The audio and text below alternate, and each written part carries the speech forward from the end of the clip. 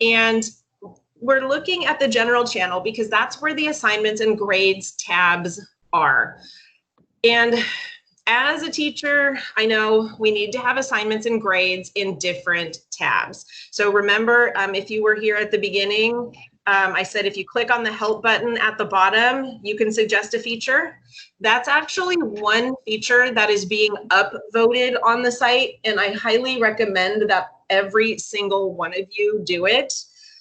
Do a search when you're there for assignments tabs in different channels and upvote it, because when the team sees that there are features that people want and they're voting for them, that's when changes are made. They look at the ones that are voted for the most, and then they start implementing those changes. And that's how we'll go over some of the changes that have happened recently. So yeah. The help button, suggest a feature, assignments and grades in different tabs, because right now we can only do it in the general channel, and it would be nice if you could do ELA assignments in the ELA channel and the ELA gradebook. But until then, this is where we are. So from the general channel, to access the assignments, we're going to start with the assignments tab. So just when we click on it, it's going to actually walk you through how to use the tab. And we're going to get started. This is a brand new team, so there's nothing here. So I'm going to click Get Started.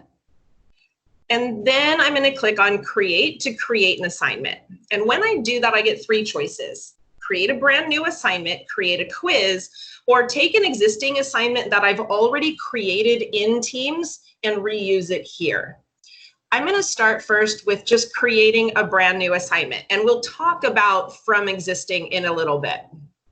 So I click on the assignment, and then I'm just going to fill out the information. So I need to give it a title. This is one that I use all the time. Yikes, if I could title it correctly. Okay, so you give it a title. You can add a category. Right now, you can only add one category. My suggestion is to use your standards. So the major standard that you're covering, you could add that as a category. At this moment, you can only add one category. And that, again, most assignments hit more than one standard. So that's a little bit of a bummer. But again, there's that help button and suggest a feature. More than one category would be great. Or you could do it by theme or content area or none at all. Just depends on whether you want to track something or not. It's not required. Then you're going to click in and enter your instructions. So you can do rich text formatting, and you can link to other resources. So if it's a website, a video you need your students to watch, you can put the link in the assignment directly. Now, the assignment that I'm creating here, I actually already have it pre-done. It's a Word document. So all I'm going to do is say, follow the attached instructions. And I can hit enter, and I can add links, I can add more information, etc. Down below, I'm going to be clicking Add Resources, and this is where I need to find that file. And I have a few places I can look. I can look in my OneDrive. If I'm using a class notebook, I can link to a page in a class notebook. I can use an outside link. So if it's a Google Doc and your district is allowing you to use Google, you can link directly to that Google file here. I could create the file on the fly right now. I could use it if I've posted it in a different team. I can copy it over from another team that I have, or I can upload from the device. So depending on where you've got this stored, mine happens to be in my OneDrive, and I'm going to upload it as a PDF here because there was a question in the first session for can kids note on PDFs without having to download. So we're going to cover that when we do this. So I'm going to click Mixed Up Myth, and then I'm just going to click Attach. And then it's going to take a while depending on how many students you have, but mostly it's going to depend on your network, how long this takes.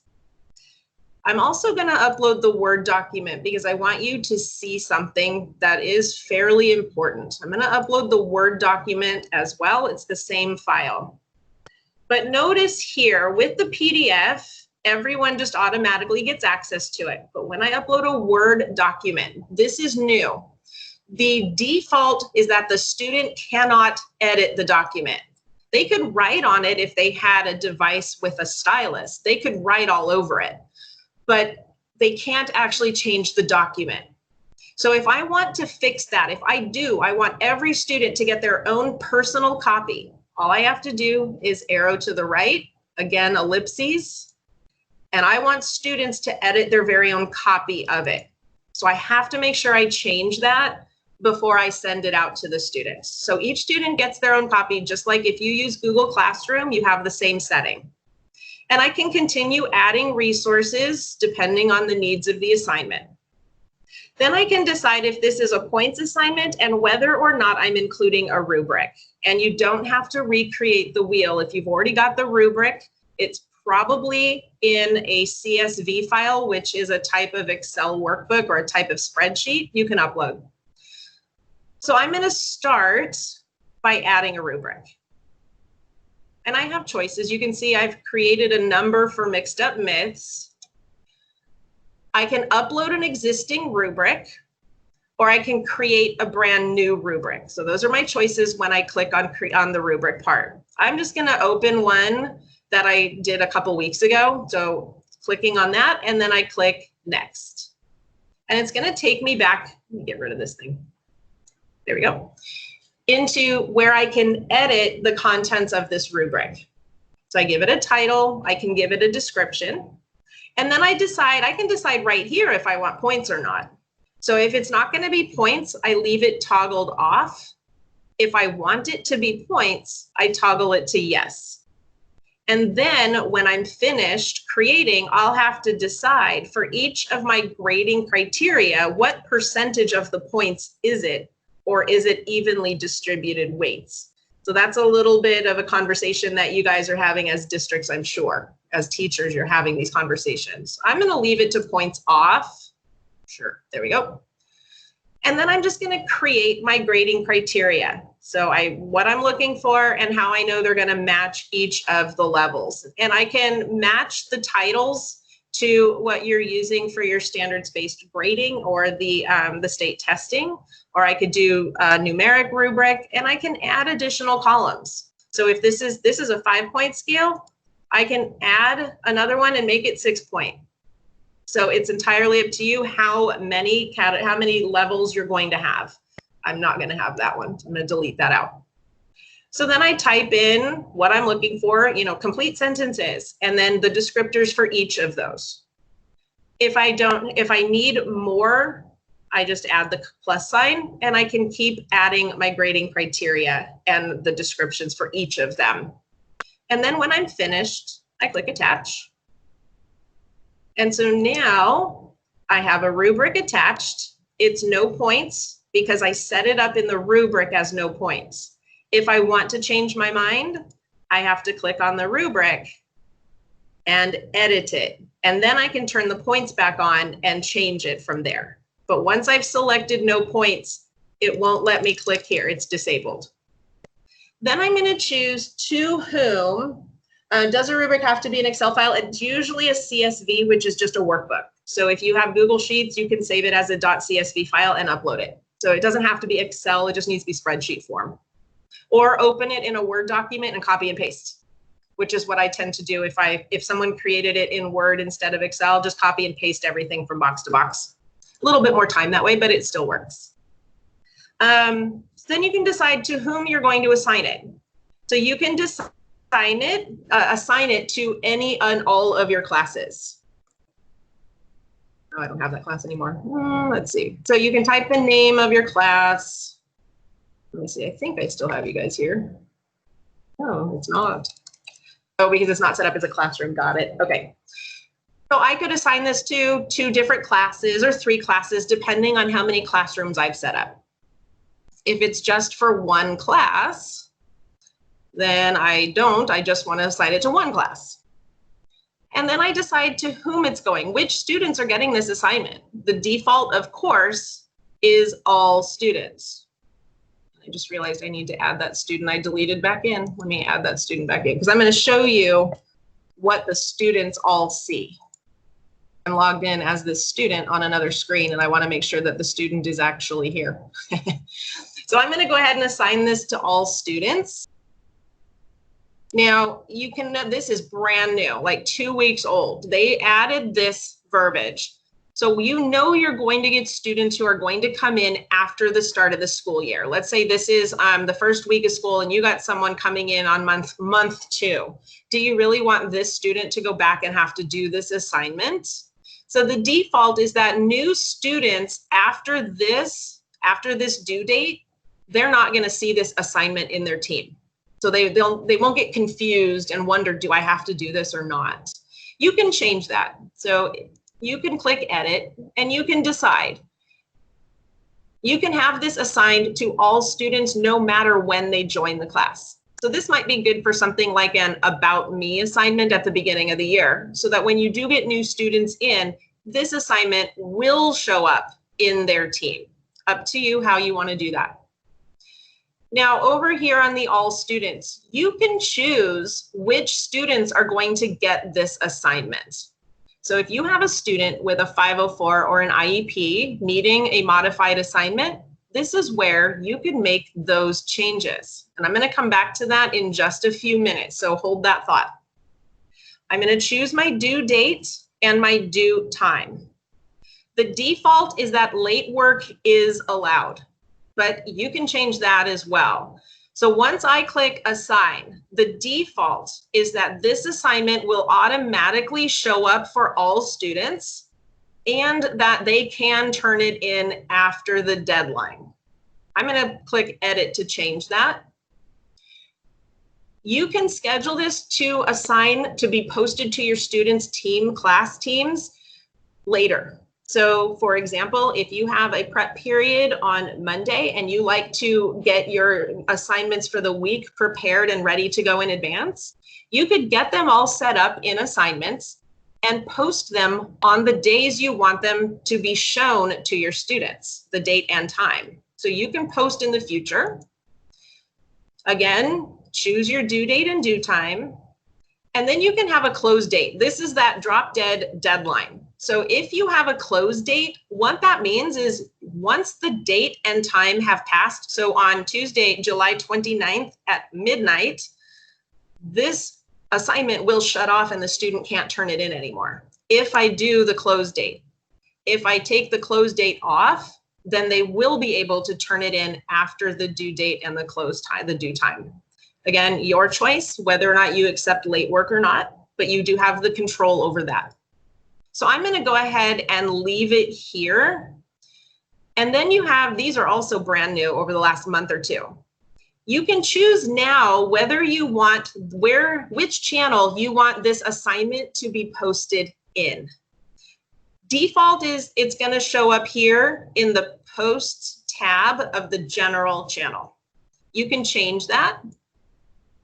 If this is a language arts assignment, I might want the assignment to post in the language arts channel. That might make better sense. So now the assignment and any notifications about this assignment, they won't be here, they will be here. If you are subscribed to Turn It In, you can even link to Turn It In and it will sync through Turn It In. So that's also brand new and that's pretty awesome. I'm going to shut it off because I don't have Turn It In. Okay, I'm going to click assign and let's see where it goes. I'm going to switch over to the student view in just a couple of minutes. Let's see. So now it shows that these are assigned. I have 3 sections in my assignments tab. I have drafts which have not been assigned.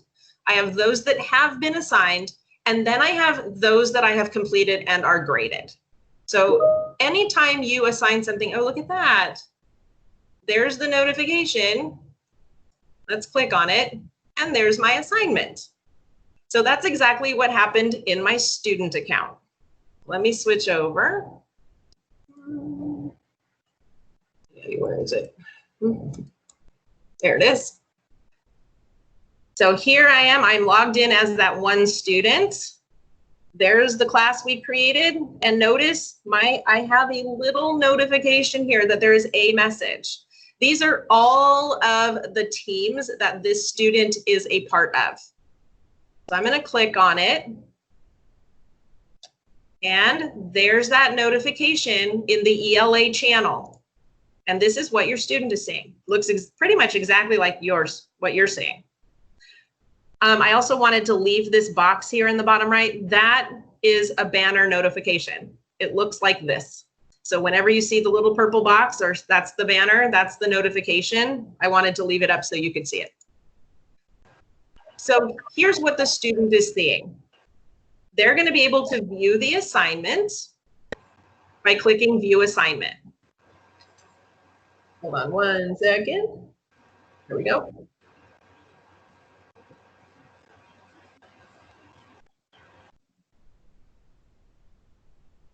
All right, good.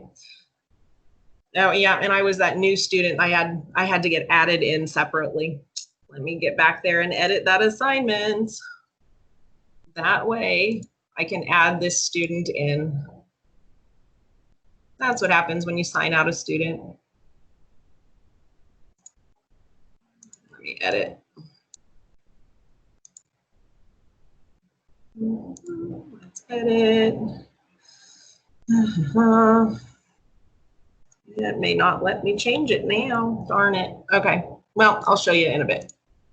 Let me see if it goes. No, it's not. So again, here's what the student's going to see when they click on the Assignments tab. They're going to see the assignment instructions, the due date and time. They're going to see the materials that you posted. So here's reference. It's a PDF, so it's a reference material. The student clicks on it. The PDF opens. This is actually somebody else's work saved in the wrong spot, but you can see the student's work. Oh, there it is. So this is the student's final work. There it is. The student clicked on it. They saw an example. Here's that Word document, which has the instructions that the student opens. The student sees all of the instructions, everything that he or she is supposed to do. Let me get down to the bottom here. And then here's the graphic organizer. The student is able to edit the document. So this is a Word document. I'm still in Teams because I'm still surrounded by purple. The student clicks Edit.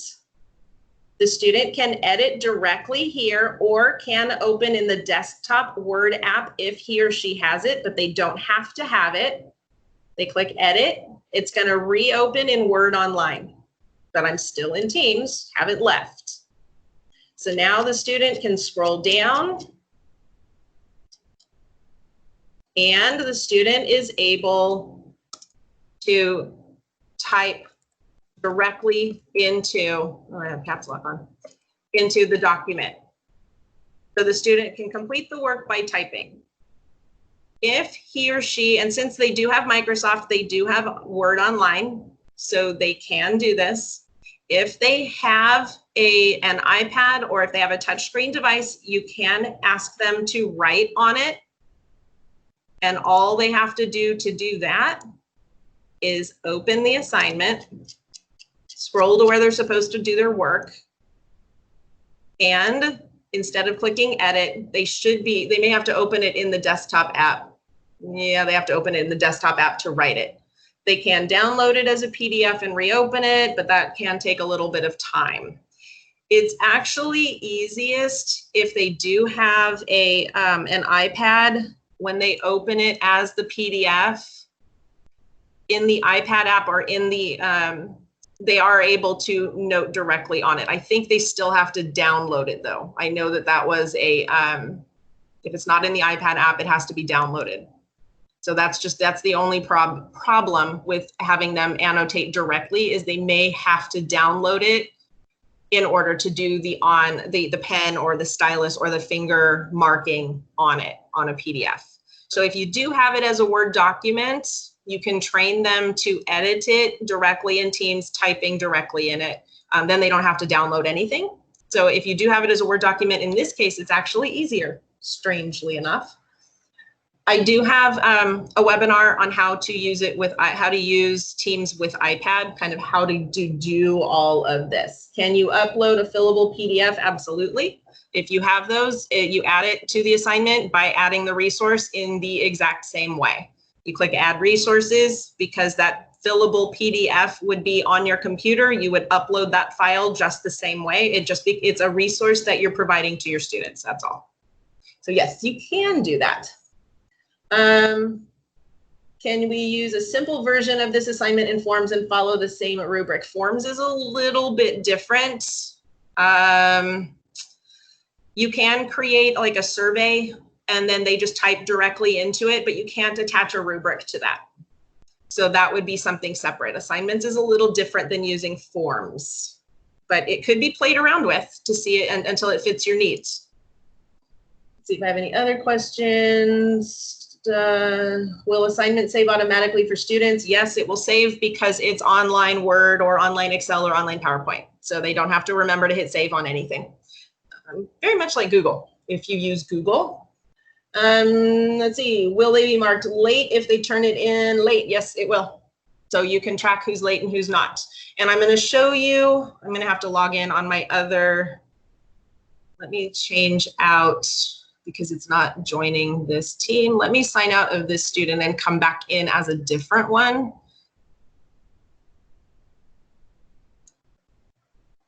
And then I can show you directly what the student is going to see and how to turn it in. No, I want a different account.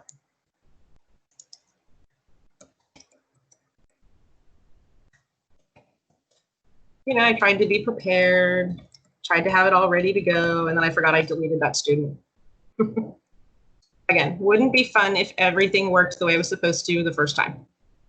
Okay, so now I'm in as a student, the student who's actually still enrolled in my class, which will be helpful. Just takes a minute, and I have to go into Teams Online. Okay, here we go. So you can see this one looks a little different. So this way that this student is set up is a little different than the other student. So now I just need to find my class. Of course, it's going to be a little more challenging. Like I said, it would be so funny if everything actually worked the way it was supposed to. It should be down here. Yeah, let me see if it's showing up in my assignments.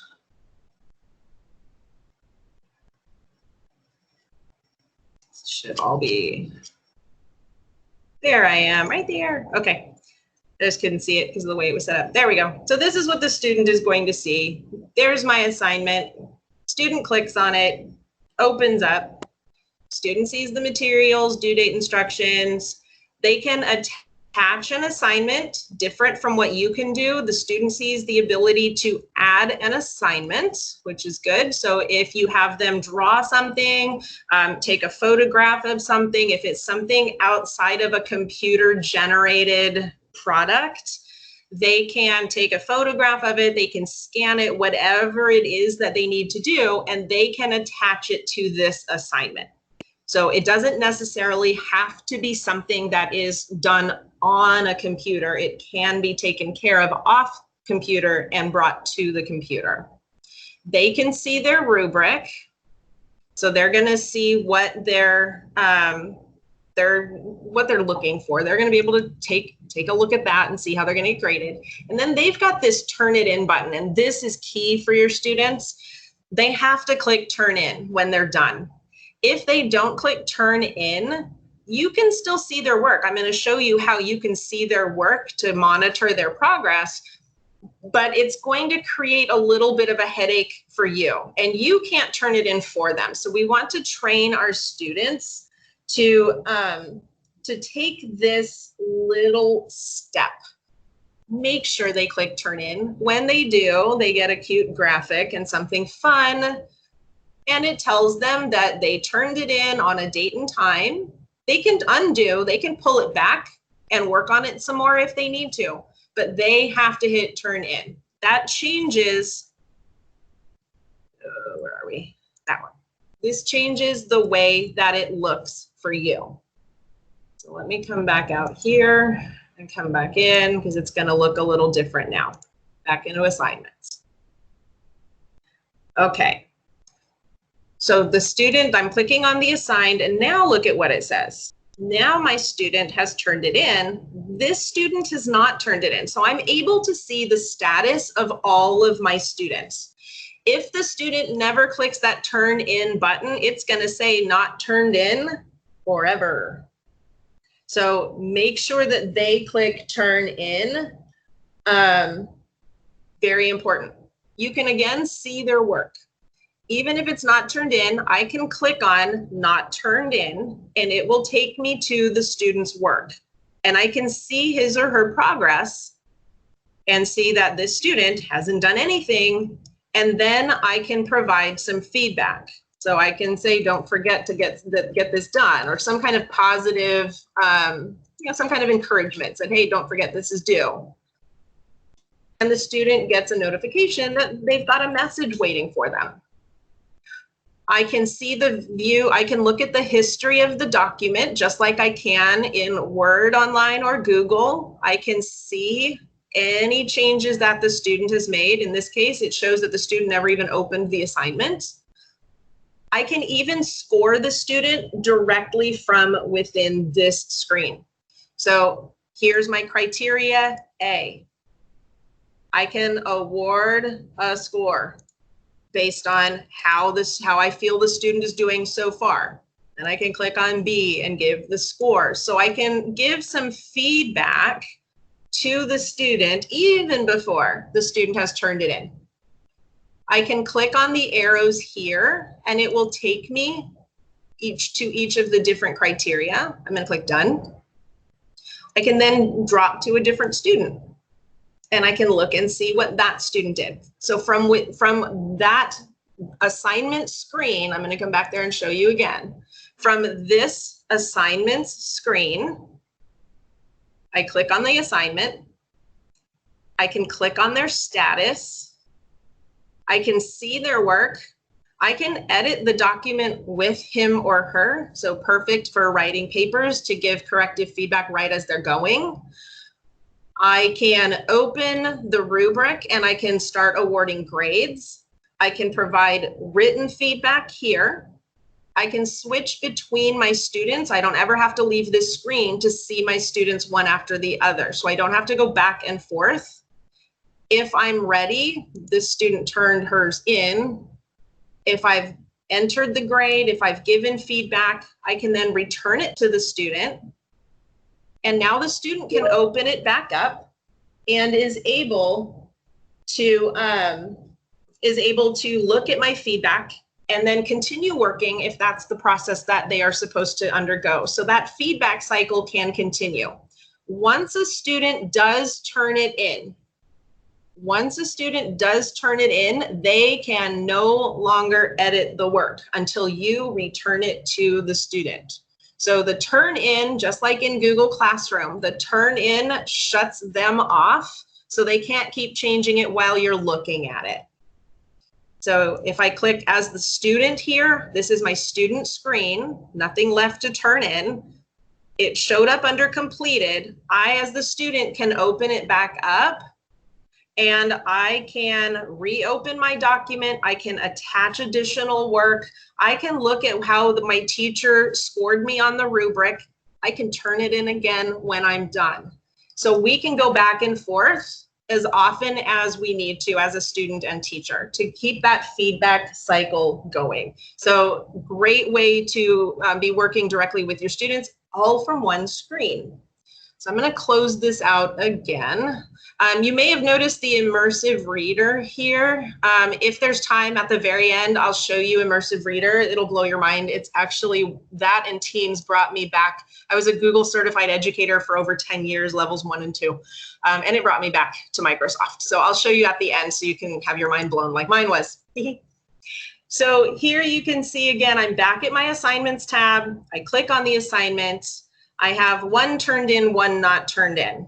If this student never clicks turn in, this is never going to change.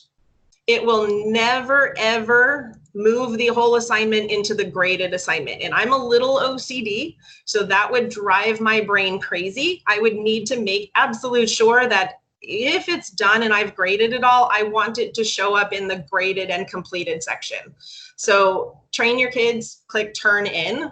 That way it moves your work down to the completed column. Otherwise, it's going to show as something you still have to work on. And that would drive me nuts. So basically, that's the assignment. Now, we can do a few more things, of course. I'm going to click create again. So we're starting back over. We created one assignment, but you know you've got those students in your class. I taught 5th grade at some point. So in 5th grade, and I don't know if it's changed any, but the essay writing standard was the 5-paragraph essay, right? Whether you agree with that or not, that's what the standard was. So we were teaching the 5-paragraph essay in 5th grade.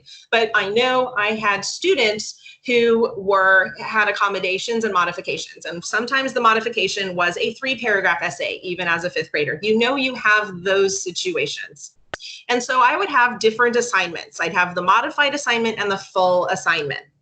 And when I was handing out the assignment work, the student with the modification would have less work, seemingly less work than the student without the modification. And of course, you'd get those complaints from those students. Why do I have to do more work than, Joey, whoever? And you can't explain that because of student privacy, and it's really none of his or her business anyway. This allows you to differentiate and do those modifications, and nobody else has to know about it. So those questions of why am I working harder than someone else goes right away. Here's how you do it. So I've created my full-blown mixed up myths assignment here. I'm going to create from existing this time because I need to modify this assignment for one student. One student has a modification.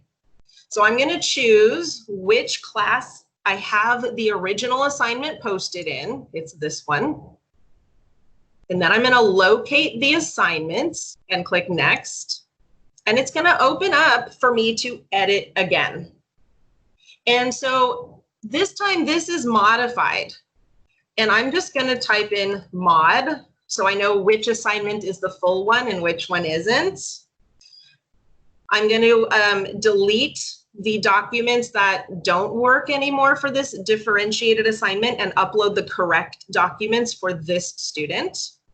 I can adjust my rubric to meet the goals and objectives for that individual student. And when it comes to my assignments, I'm going to click all students, and I'm only going to choose the student who gets the modified assignment. So I don't have to choose all students. I choose only the ones that are getting the assignment. So no one else knows that this one student has a modification. It's fantastic. So if I need to change it, it's finally uploaded and opened. I'm going to click the ellipses. I can remove this attachment and I can add the corrected modified attachment here instead. I don't need to right now. Again, I choose my due date and time. So if there's extended time for this one student, this is where I can put that in because no other students in the class see any of this. Totally private, HIPAA compliant, FERPA and HIPAA compliant. I can choose where, again, it's going to post in the general channel. There's nothing I can do about that. Whether or not I use Turnitin, again, depends on you and your school and your district. And then I'm going to assign it. Actually, I'm going to send it to the same student just so I can see it. So now I have two assignments. I've got the full assignment and the modified assignment. Only the student who got this assignment is going to have it show, which is fantastic. So no more, why am I working harder than him? Don't have to worry about it. So the students are able to access the assignments fully differentiated. It shows up a little differently. So only when you click on the assignment, oh, the network is slowing down. There we go. Only that student is going to show up. So you would be able to, again, same as before, click the status, look at the rubric, provide feedback, etc. Student looks the same to the student. It's just the modified assignment. All right. The last one would be quizzes. So we did a full assignment and then we modified an existing assignment. My use case is always the differentiated assignment because we know we need it and it's easy to do in Teams assignments. But let's create a quiz. So I'm going to click quiz and it's going to sync over with forms. And if you've used, wow, I must be logged out. Oh, I deleted them. That's right. Cool. We'll create a new one. If you've used Google Forms, Microsoft looks the same, feels the same, pretty much does the same. It's just the Microsoft version. So if you use Google Forms, this should feel very familiar to you, which is great. My video is delayed about 5 to 6 seconds. Yeah, unfortunately, the only way that I could do it is if we shut down and come back in. So my suggestion, I know, I'm so sorry, it's a networking issue. Everyone's on the internet. Is that I will slow down. So I will wait until because I have it on another screen. I will wait until it pops up on the screen and then I'll start talking. So there might be some gaps in speech, but that's the way we'll handle it. So I hope that that helps. Of course, this is being recorded and the pre-recorded are in there and all of this is in the pre-recorded as well, but I will watch the screen. So I apologize for those delays and thank you for letting me know. Okay, so now we're all on the same screen here with forms. So again, Microsoft Forms looks and feels much like Google Forms. So if you use it, you'll feel very comfortable. I don't have any forms created, so this makes it simple. I'm going to create a new quiz. And it just might take a minute to load, but it's going to jump into forms. There's those 2 forms you all use to register. Okay, so now we're here in forms. And you have a choice. You can create a new form. So someone asked, is there a way to use forms for assignments? Yes, you can. You can create the form and then have them type into or copy and paste into or whatever. The only thing is it shows up as a quiz, which makes it's a little different. It won't show up in the same way. So play around with it. I'm not sure how that would work actually. In this case, we're creating a quiz. So we're going to click on new quiz. And then we just get to follow the prompts. So we're going to give it a title. I'm going to do this one because it's super easy. So this is going to be my Civil War quiz. I can add a picture, some kind of image, and it's just going to be a Bing search. So I'm going to do a Civil War image search just so that I can pick something that maybe means something to the students, a piece of artwork or something to help them kind of make those connections. So I'm going to do that one. And then I'm just going to click add.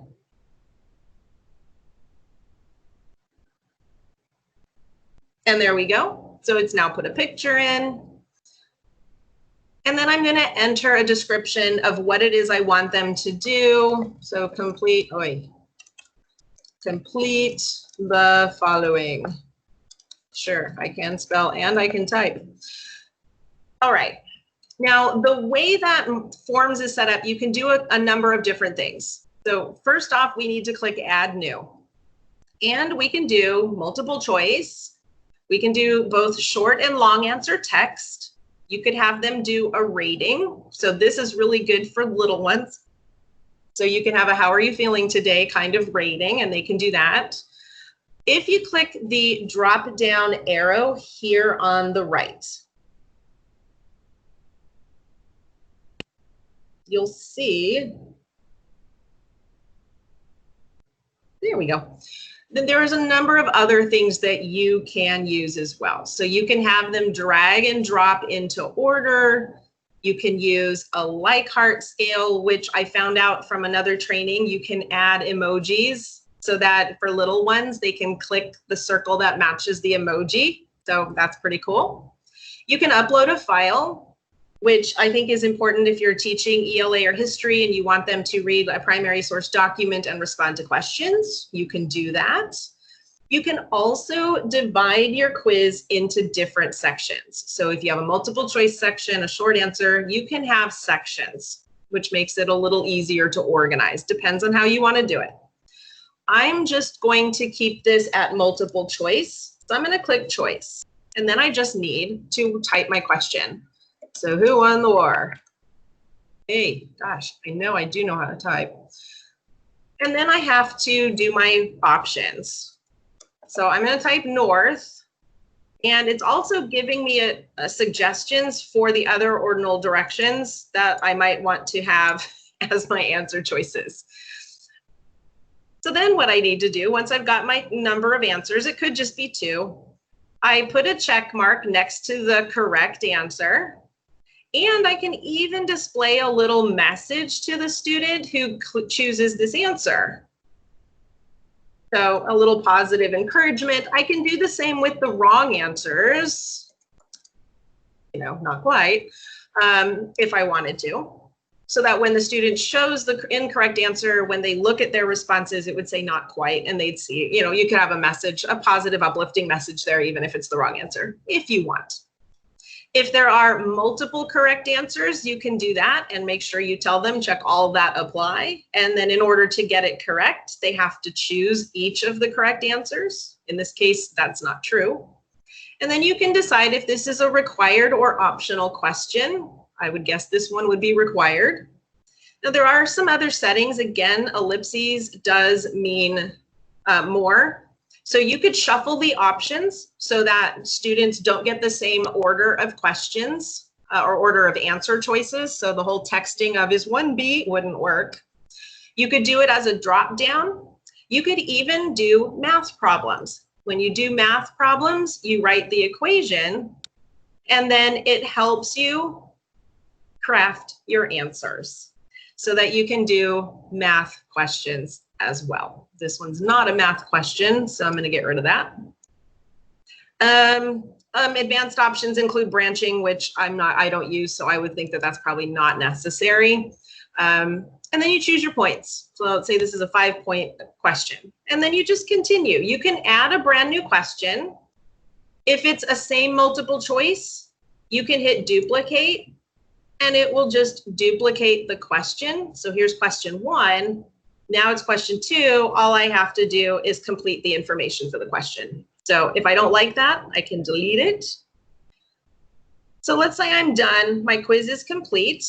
There's a few things I can do. I can have a theme. Make it, again, a little whimsy in our day, I think is good. So you can add a theme or just a color. If it's too distracting, you don't have to have pictures. You can preview it. So this is exactly what your students are going to see when they're on their computer. So you'll notice this is the immersive reader. And again, I'm going to have time later to show you this. It'll blow you away. The students can have the questions, the answer choices read out loud to them, or translated into one of 63 different languages. So for those students who need to hear the question and answer choices read out loud, it can be. It's all built in. So I'm going to leave you hanging on that one. They don't have to have a computer. They can use a phone. This is what it's going to look like on their phone. And again, they still have access to Immersive Reader so that they can have access to the quiz, depending on if they have a special need, if they have a need. Questions have come up. Can students take a quiz during a live meeting to make sure it's really them doing the work? That's a fantastic question. You can, but we're going to talk about settings in just a second, and it will require them to sign in. So you'll know if it's them or not, unless, of course, they've shared their login and information with other students. In my experience, and I've taught all the way up to 12th grade, that's usually not the case. They're usually not thinking along those terms. But yes, you could have them take the quiz, and you could post the link in the chat, just as I had in our meeting today. And you could say, you have 1 minute, answer this question. And they click the link in the chat. It takes them to your form. They click their answer, and then you can see their responses real time. So yes, you can do that. There's also a testing mode, which is built into Teams. So it locks down the screen so that they can't be switching tabs and searching answers and all that fun stuff while they're taking your quiz. So that's outside the scope of today's learning, but we can definitely work on that. I don't have access to it, but I can work with your admin and we can see about getting a how-to on how to set that up. Good questions. Can you do a spelling test? Absolutely. You can. Let me come back here. Go back. I could add the question. It would be a little more challenging, but you could have them do it could be a short answer, and you could say, choose the correct spelling, and then give them, I'm going to shut off subtitle. I don't need it. And then you could, or that would be multiple choice. Sorry, let's try that again. Let me delete. So I would do it as a multiple choice, not a short. So choose the correct spelling. And then you would write in, 4 or 5 options for the correct word. They're on the state test that way as well. So then they just identify the correct spelling. I don't know how you could do it as a short answer because you would, unless you do an audio file, which you can record on Windows 10. You could record an audio snippet and say spell and then say the word and upload that as a file here. So yes, you could do that. A little more time consuming, but yeah, it could be definitely done that way. Can the immersive reader be turned off? No, it is automatically built into everything. So it's good for all students. I'm going to show you what it is. I think that you may agree that it's actually quite phenomenal and useful for everybody. How do you poll? You can do a poly. You can do that directly from Teams. And I can show you that when we do a meeting. It's quick and simple. All right, I'm going to delete this one. All right, let's talk settings real quick. So I'm going to click up here on the upper right corner in the 3 dots. And then I'm going to choose settings. So this is where, and this is different than a form to fill out. This is different. So you decide if you want your students to see their results automatically or if they have to wait until you post scores. Who's going to fill it out? Anybody, or only people that have your email address and it has to record the name? And do you want them to respond only once or can they try over and over again? So again, these are the defaults because it's for a student. Are you currently accepting responses? By unchecking, it means that the form is dead. In fact, if any of you were to go to the registration forms for these courses and tried, they've expired, you wouldn't be able to do it. So you can set a start date and a start time. Likewise, an end date and an end time. That way you don't have to monitor it. And if they don't take it by the date and time, it's done. They can't get to it. You can shuffle the questions as well as we shuffled the answer choices. You can customize a thank you for them. So, instead of just your response was submitted, thank you, have a great day, whatever. And then you have your notifications. This is something that I would check just as a general rule because as we all know, technology isn't always going to do what it's supposed to do, and we've seen that today. Do you want a receipt, email receipt to be sent to your students that shows that they took the quiz? My response is always yes, check it. That way, if they were to say, I took you show them as a 0, the 0 gets put into their grades and they're freaking out because they say they took the quiz. If they get the email receipt, they can prove it to you. And my policy was always, if you don't have the proof, I'm not going to change your grade. So they were told, you throw it away before you check your grades, then whatever grade I have is the grade you're going to keep. So always have proof. This would be a way for them to prove, or they could take a screenshot, or they could just take a photo of the final screen. It's up to you, but I'd say send them an email. And then do you want to be emailed whenever a student does the quiz? Depending on the number of students you have, that can get quite stressful. If you've got 200 students, that's 200 more emails.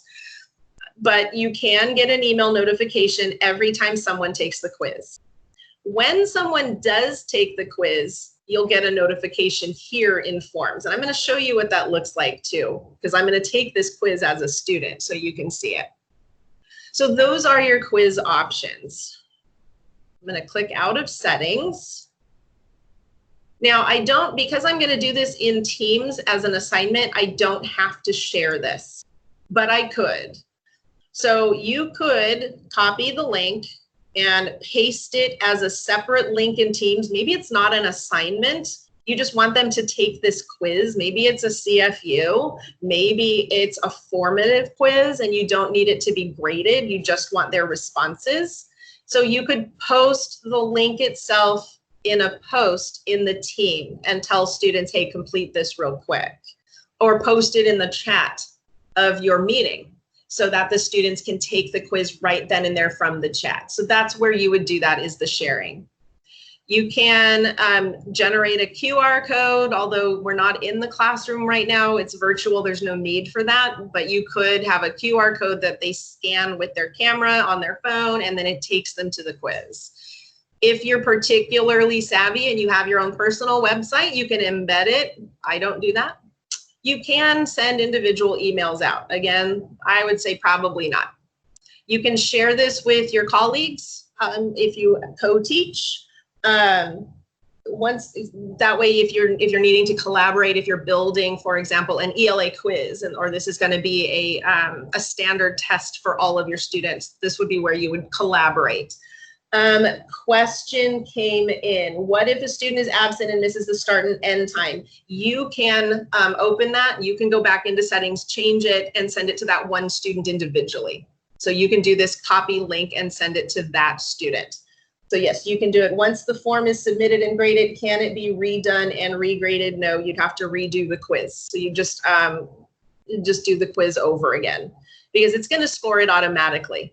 So you don't have any control over that, but you just redo the quiz and resend it out. Can you format text and or change size on quizzes and forms? Yes, you can. Question is, where did it go? It's supposed to be, not on the, yeah, you should be able to. Why isn't it there? That's weird. Maybe not on a quiz. Maybe it's only on a form, which doesn't make any sense. Oh, there it is. So when I clicked into, it gave me the text. No, that's alt text. That's not it. It's not letting me. That's bizarre. I know you can on a form. Let me play around with that. That's a good question. I'm not sure why it's not showing up. You should be able to. In fact, the students can do that. Let me just show you Immersive Reader now, since we're here. Okay. So whenever you see this icon, because this is how the student can change the format, the size, spacing, all of that. It's called Immersive Reader. It was built for dyslexics, but you can, but it works for all students. And I use my son as an example. In 3rd grade, he was diagnosed with, specific learning disability, whatever that meant. Basically, he would read something and it wouldn't, he could read just fine, but he wouldn't remember anything he read. He was so concerned with how many words were on the page that he still had left to read. So he was just more concerned with the amount of work than focused on what the work was. And this would have helped him a lot. So I'm a student and I need help. I'm going to click on the Immersive Reader icon, and it's going to open it in a distraction-free environment. So this is just the title. I'll do it on a bigger size, on a bigger text in a minute. But here I can choose my voice settings. I can have it read more slowly, more quickly, or average. And I can choose if I want a male or female voice to read it out loud to me. So this is why it's not just for dyslexics, because all students need to hear things sometimes. I can come up in Immersive Reader on the right-hand side and click Text Preferences. I can make it bigger. I can make it smaller. So I can choose the settings that are best for me and my needs. And nobody else in the world sees this. This is only me, and I'll prove it. Here we are. We're still, this is where I launched it from. It looks the same. No one else needs to know I'm doing this. So it's free and non-stigmatizing. I can increase or decrease the spacing between the words and the letters. I can change it from Calibri and Sitka. Comic Sans, I know that there's a lot of animosity toward it, but Comic Sans is there because that's how we teach them to form their letters when they're learning how to write in the younger grades. So this most closely matches what we're doing on the whiteboards for the younger children. Calibri and Sitka were developed or chosen because they seem to be the best for people with dyslexia. I can change the background, and I highly recommend teaching students this because with all the time that we are spending on the computer, the blue light is very harmful and people are getting headaches from the black and white. So being able to change to a more muted color is a lot easier on the eyes. So students are able to change these to fit their own individual needs that no one else needs to worry about.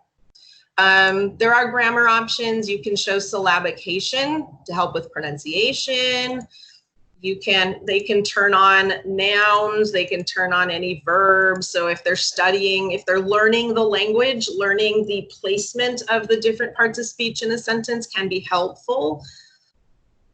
And then there's reading preferences. This is what my son needed, line focus. So with line focus, it takes away all the other stuff and it focuses only on what the student is reading currently. Now, when it reads out loud, it's going to highlight each of the words. Unfortunately, I don't think it's going to share on screen with you. I don't think my audio is going to come through, so I won't do it. But you can play around with it because it's free. And this is really the cool part. They can choose one of 60 some odd languages.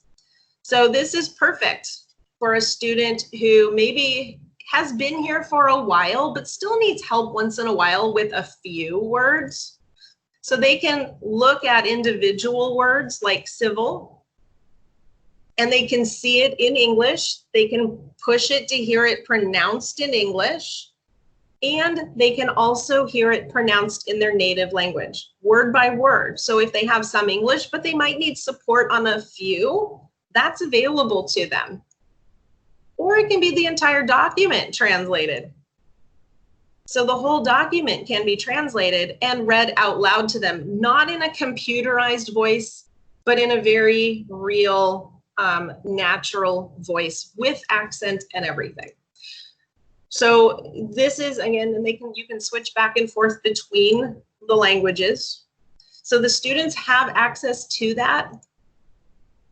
So if they need to see it larger, they can open it in Immersive Reader and they can make the words as large as they need to.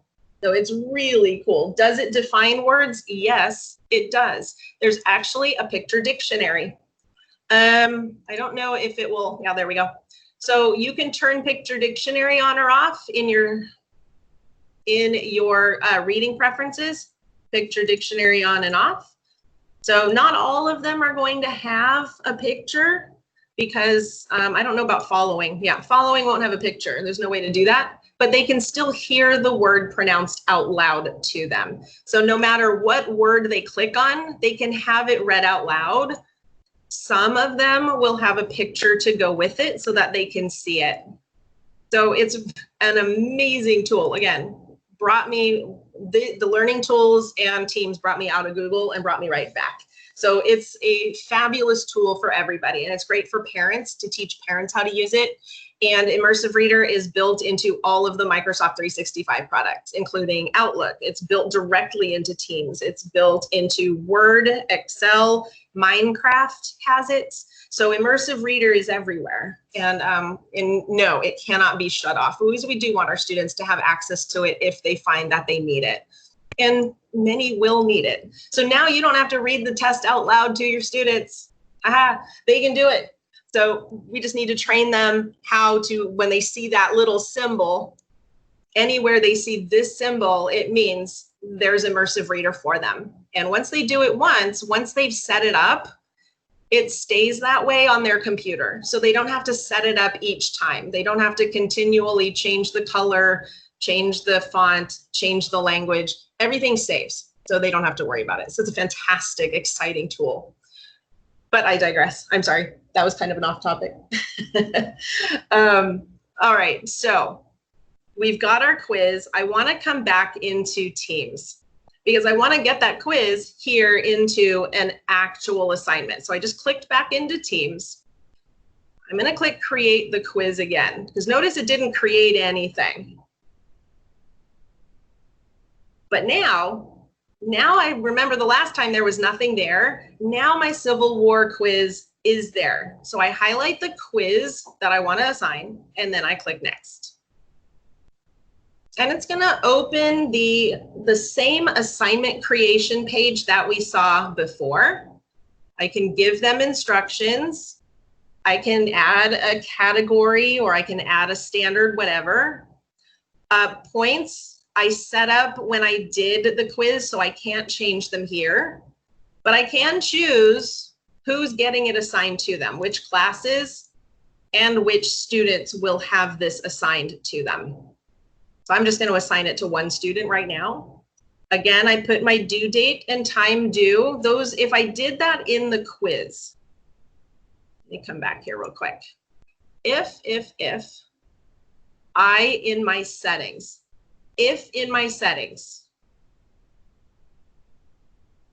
waiting for the computer. There we go. If I did a start and end date, I need to make sure that when I do my assignment back here, that date and time match, just to prevent confusion. Again, I make those decisions. Is this going to have can they turn it in late? If I put an end date on the quiz, the answer is no, because the quiz itself will shut down. They won't be able to take the quiz. That's basically what I'm going to do and click assign. So now I have 3 assignments. And let me come over. Oh, look at that. I just got a little note. Let me come over and look at my student. There's those 2 little notes that you see, those notifications, those banners at the bottom. So my students all just got notified that there's an assignment. I'm going to click assignments here on the left. It's just a little easier. No, it's not doing it. Let me find my team. I'm going to click activity. Notice again, as a student, I still get all of those little notifications here on the left. I click activity, and there's that quiz. So new activity in all of my teams gets posted at the top. So I see everything that was going on while we were in our training this morning. Here's all those things that we typed in and messages I posted. They're all in the activities as well. So here's that Civil War quiz. I'm a student. All I have to do is click on the quiz. I haven't left Teams. It shows up. Notice it changed the order I set that I wanted it to change the order of my options. So I'm going to choose an answer, and then I can choose if I want to have that receipt. That was in that settings that we chose. The student still has to decide if they want that email. So what I would do if I were a student, I would take a screenshot right here using my phone or using the screenshot function on the computer, just because we know technology isn't perfect and sometimes things go wrong. So I just, as habit. So I'm going to click send the email and I'm going to click submit. There it is. Now I can see my results and it shows, woohoo, I got the right answer. It shows me my points. And now I click close and I get my cute little animation. It's done. It tells me, the student, when it was taken care of. So all said and done. What does the teacher see? Let's come back to the forms. I'm going to refresh for a minute. Interesting. It might take a while. We'll come back. It might take some time for it to actually show that someone took the quiz. Okay, here we go. So now I'm back in my team. I'm back at my assignments. Let's look at the quiz. I click on the assignment. It shows I turned in. It shows the points that I got.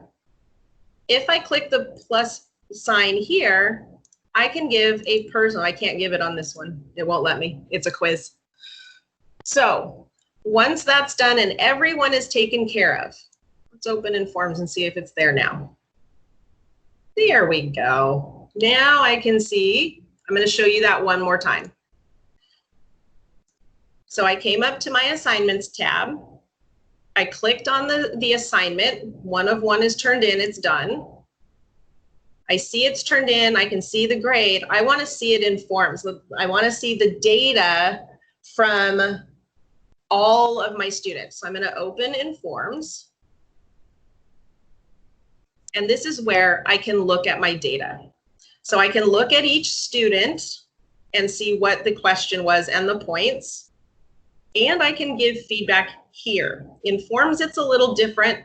I could say, you know, a positive message, good job. And the student would get that note.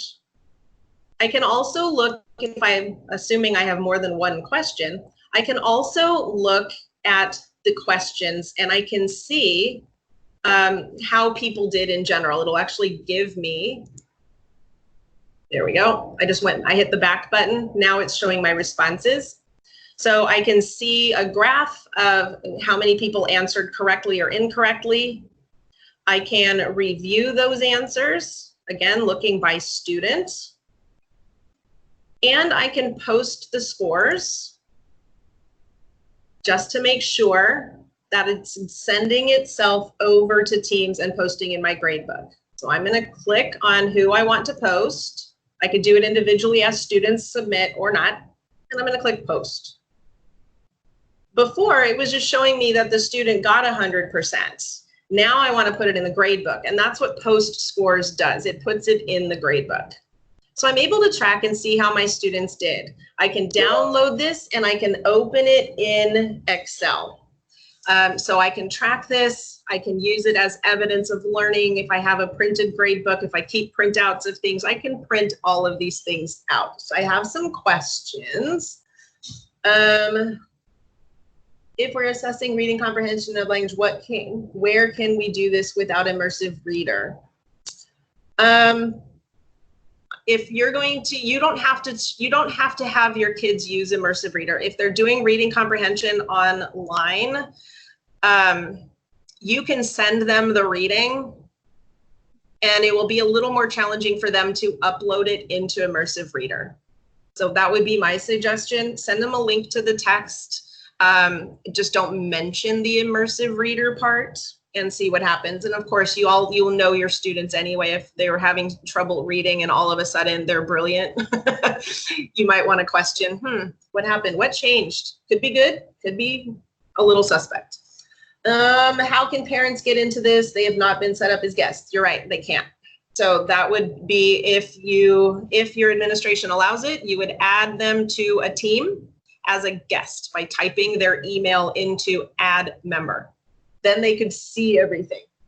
Wouldn't it be best to not add a date and time to the quiz so that it wouldn't worry? Yeah, that's up to you. Again, if you have a time frame and you want that quiz to shut off so that they can't submit answers later, then you have an end time, but you don't have to. It's yours. Can the scores from Teams assignments and quizzes be transferred directly into Aries? That is a school data sync, and you guys will be given training on how that works. Yes. Okay, so that's quizzes for, or that's questions for now. Let me come back to our team here. So we've looked at the assignments tab pretty detailed, in a pretty detailed way. Again, you can export anything you need to Excel so that you can keep your grades in a printed form to reconcile with a digital form. Again, I recommend that. You have a grades tab. So this is your grade book.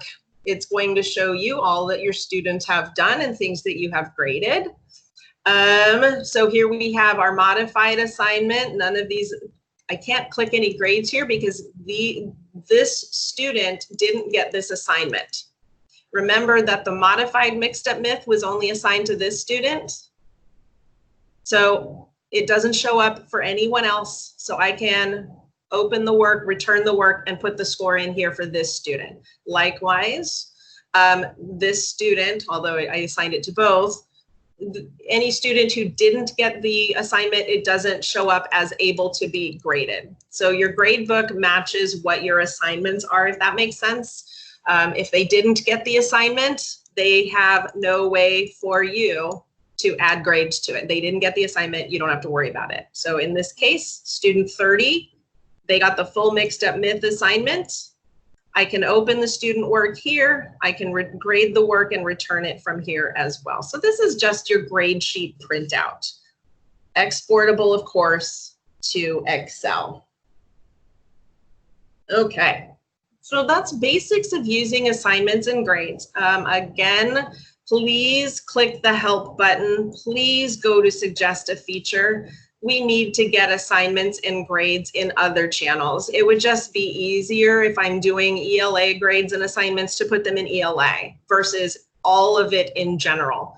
So they're working toward those goals. It's happening, but the more people that vote for a feature, the faster they do it. And that's a big one for me as a teacher. Okay, let's talk meetings.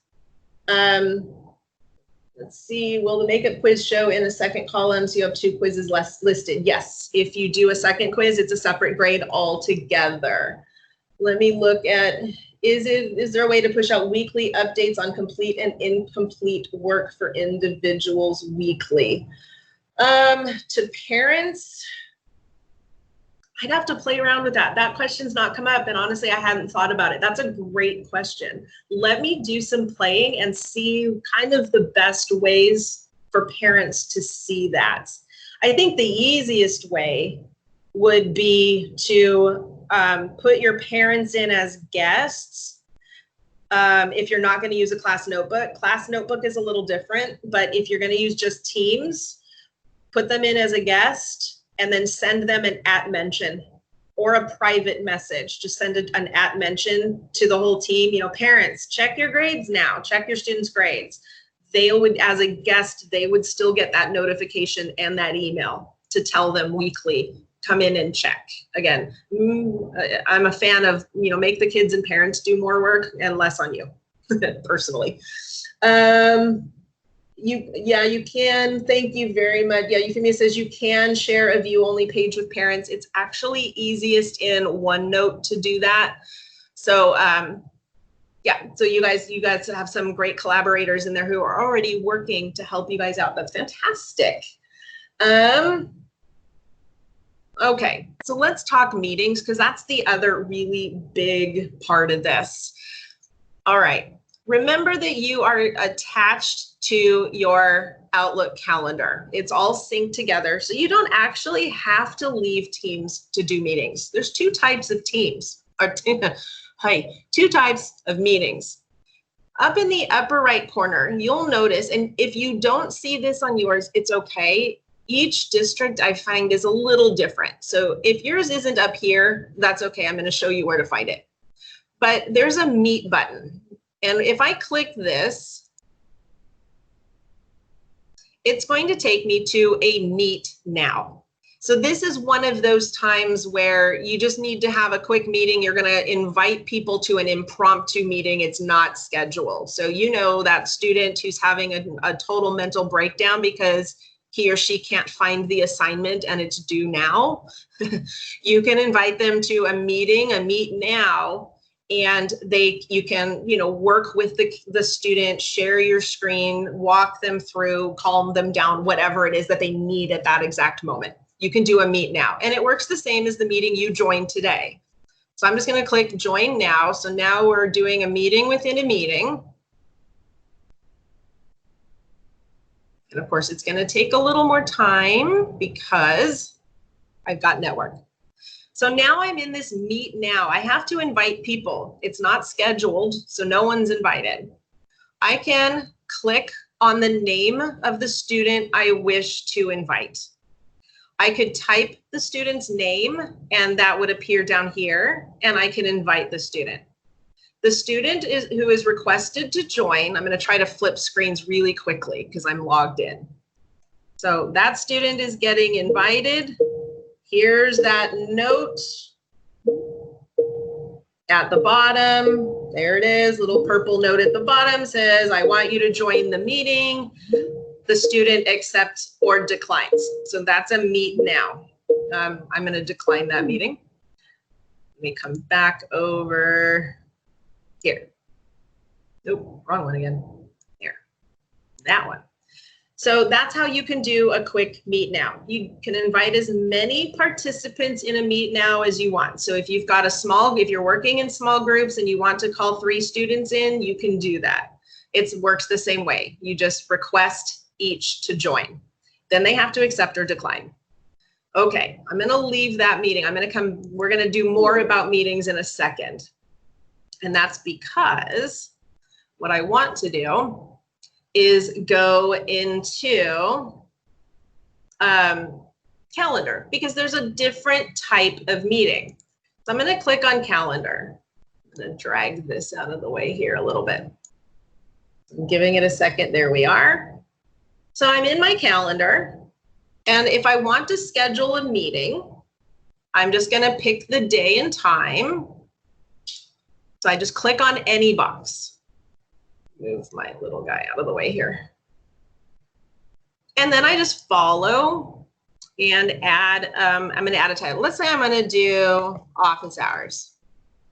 So I'm going to do every week, I want to do office hours, open time where my students can just come in and ask questions, get help, dedicated time just for my students. And I'm going to do it every week, maybe twice a week. So I give it a title. Now, here's where you have to do a little pre-planning. If this is just for one class team, then that's easy. You don't have to do anything with your required attendees. If you're going to hold a Teams meeting inside a team, your team members, your students are already invited, so you don't type anything here.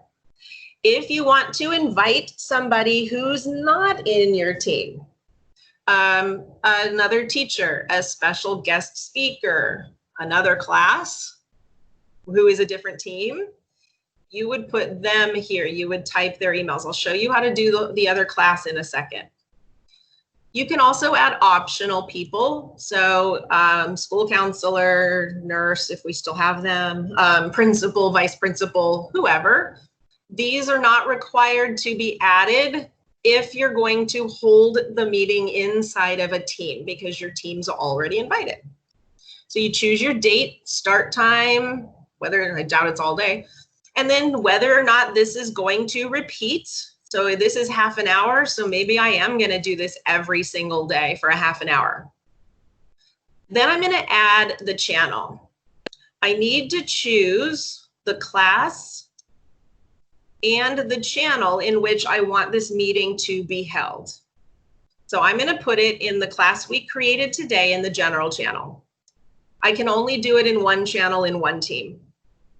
I don't need a location because we're virtual. And then, so time for students to get help. I add the purpose, describe it up. Again, I can add links here. I can do whatever I want. Then I just click send. And notice, there they are. They are all showing up there. So now what I need to do is I want to double check that they are actually showing up in the team in the general channel. I'm going to click Teams. I'm going to go back to the team we created today. And now I'm in the general channel. And there it is. There's that meeting. So how does the student log in? That's pretty simple. You come back as a student. Let me go. I have to find the team. It's around here somewhere. I don't know why I can't find it.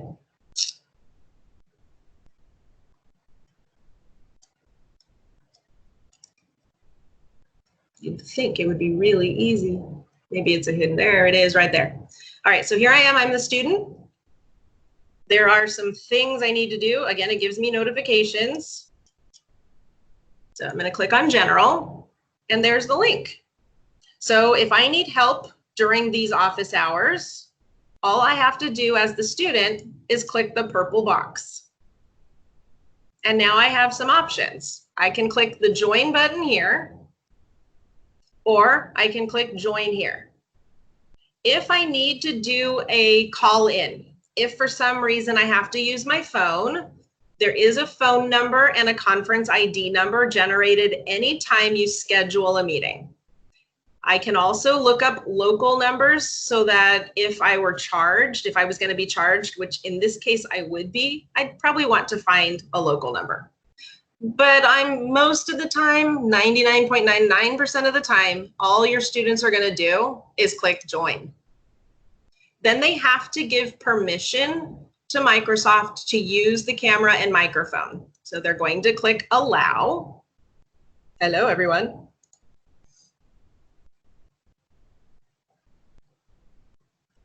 And then they're going to click join. And now I'm a student in the meeting.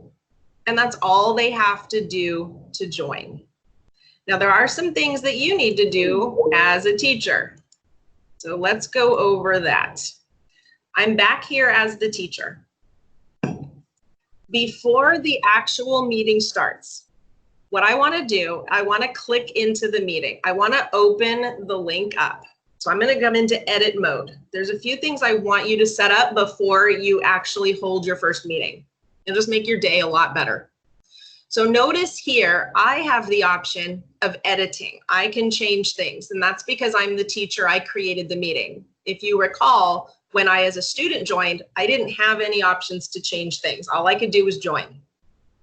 Once I've come back in, notice that this meeting options has suddenly appeared. I'm going to click on meeting options. So these are pretty well set up for students, but you might need to change these every once in a while. So we do have a lobby, and who is allowed, oh, and they've changed it right on. Who can bypass the lobby and come straight into the meeting? It's currently defaulted that anyone who joins your meeting comes straight into the meeting. You could change that to only people with your email address. That's what these two are, or only me. This is brand new, like first time I've seen it is right now. That's cool. So you're the only one that can enter the meeting directly, which means you get to approve all of the students coming into the meeting. So that's a great way to make sure that strangers aren't coming to your meeting, because, you know, kids would like to have fun, and sometimes they will send the link out to other people who aren't in the class. And now we have a way to prevent that from happening. It's fabulous. So you decide who comes straight in, who gets stopped at the front. So when they're stopped at the front, the student receives a message that says, someone will admit you to the meeting shortly. It's really simple. Callers can never bypass the lobby. Well, you showed any me, but you could choose, let me see, maybe, yeah. So if you choose everyone, callers bypass as well. If you choose that only people in your organization, you can choose whether you want people who use a phone to call in, go straight into the meeting. Again, these are all your choices. I would say put it to only me for your students. You can have an announcement, which can be a little distracting. When someone calls in and joins or leaves, you get a little voice that comes onto your computer and says, unknown caller has joined the meeting. So if that's a distraction, shut it off. And then this is the critical part. Who's going to be the presenter? For you, you're going to set it to only me, which is default. When you set it to only me, that makes you the owner of the meeting, and everyone else is just an attendee, a participant. Before, students were able to mute each other. They were able to kick each other out of the meetings, as well as kick the teacher out. And we don't want that. That would be a problem. So you're, as the only presenter, you are the only one who can mute students. You are the only one who can remove students and allow them into the meeting. So it makes your day a lot easier. So the default, I would say, switch the bypass lobby to only me if it's not already, and keep who can present only me. Now, if you do have, for example, you have some students who are going to do a presentation and they need to be able to present, you can select specific people. Oh, not in a channel meeting, in a general meeting. So that I'll have to show you, I'll show you how to do a general meeting, not in a channel. So when you're doing a full class meeting, you're the only presenter, and then you click save.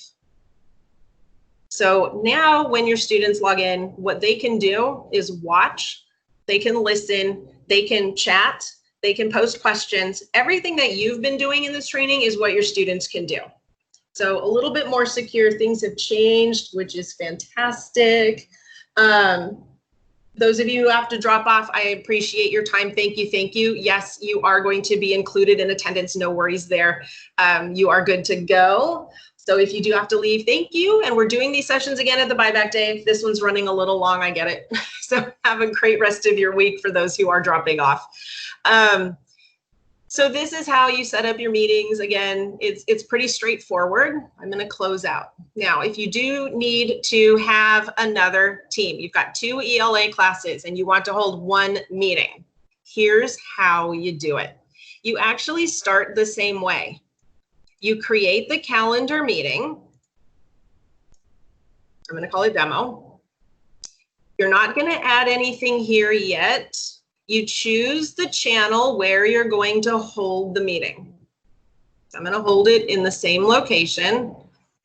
And then I'm going to send. So this is my location. Now what I need to do, and I have a short how-to webinar on this. So if you don't get it this time, it's totally fine. I'll show you. I have a quick, I think it's like 9 minutes long, how to do it. So now I'm here. This is the actual meeting. This is where it's going to be held. I need to get my other team to be able to come in here. Only members of the team can come in here. So I have to be able to do that. So I'm going to come back out to Teams and I'm going to go into my other class. So now I'm in the other class. I want this class to come inside my other class. What I'm going to do, I'm going to highlight the general channel and click the ellipses. And I want the email address to this channel. I'm going to click get email address. And it might take a few minutes depending on your network, but it will generate an email address for this class. Again, it's in the general, it's in any channel. And then you click the ellipses and get the email address. Then you're just going to click copy. Now, I'm just going to come to the calendar. I'll go back to the team. I'll come back into the original team where I want my meeting to be held. There's the meeting I'm going to hold. I'm going to open that meeting back up. Now, for required attendees, I'm going to paste in that email address. I'm going to get rid of all the stuff around it, and I'm going to invite that team. So again, here's what I did. Let me find it. I created the meeting. Then I opened the meeting up. Once I created the meeting, I opened it back up. I went into the team I'm going to invite to the meeting, my other team. It doesn't matter which channel, but I just chose the general channel and I clicked the ellipses and I got the email address. So again, I clicked on the ellipses next to the channel name and get email address. It generated the email and I clicked copy. Then I'm going to go back and I'm going to go to the team where I'm holding the meeting and open that team back up.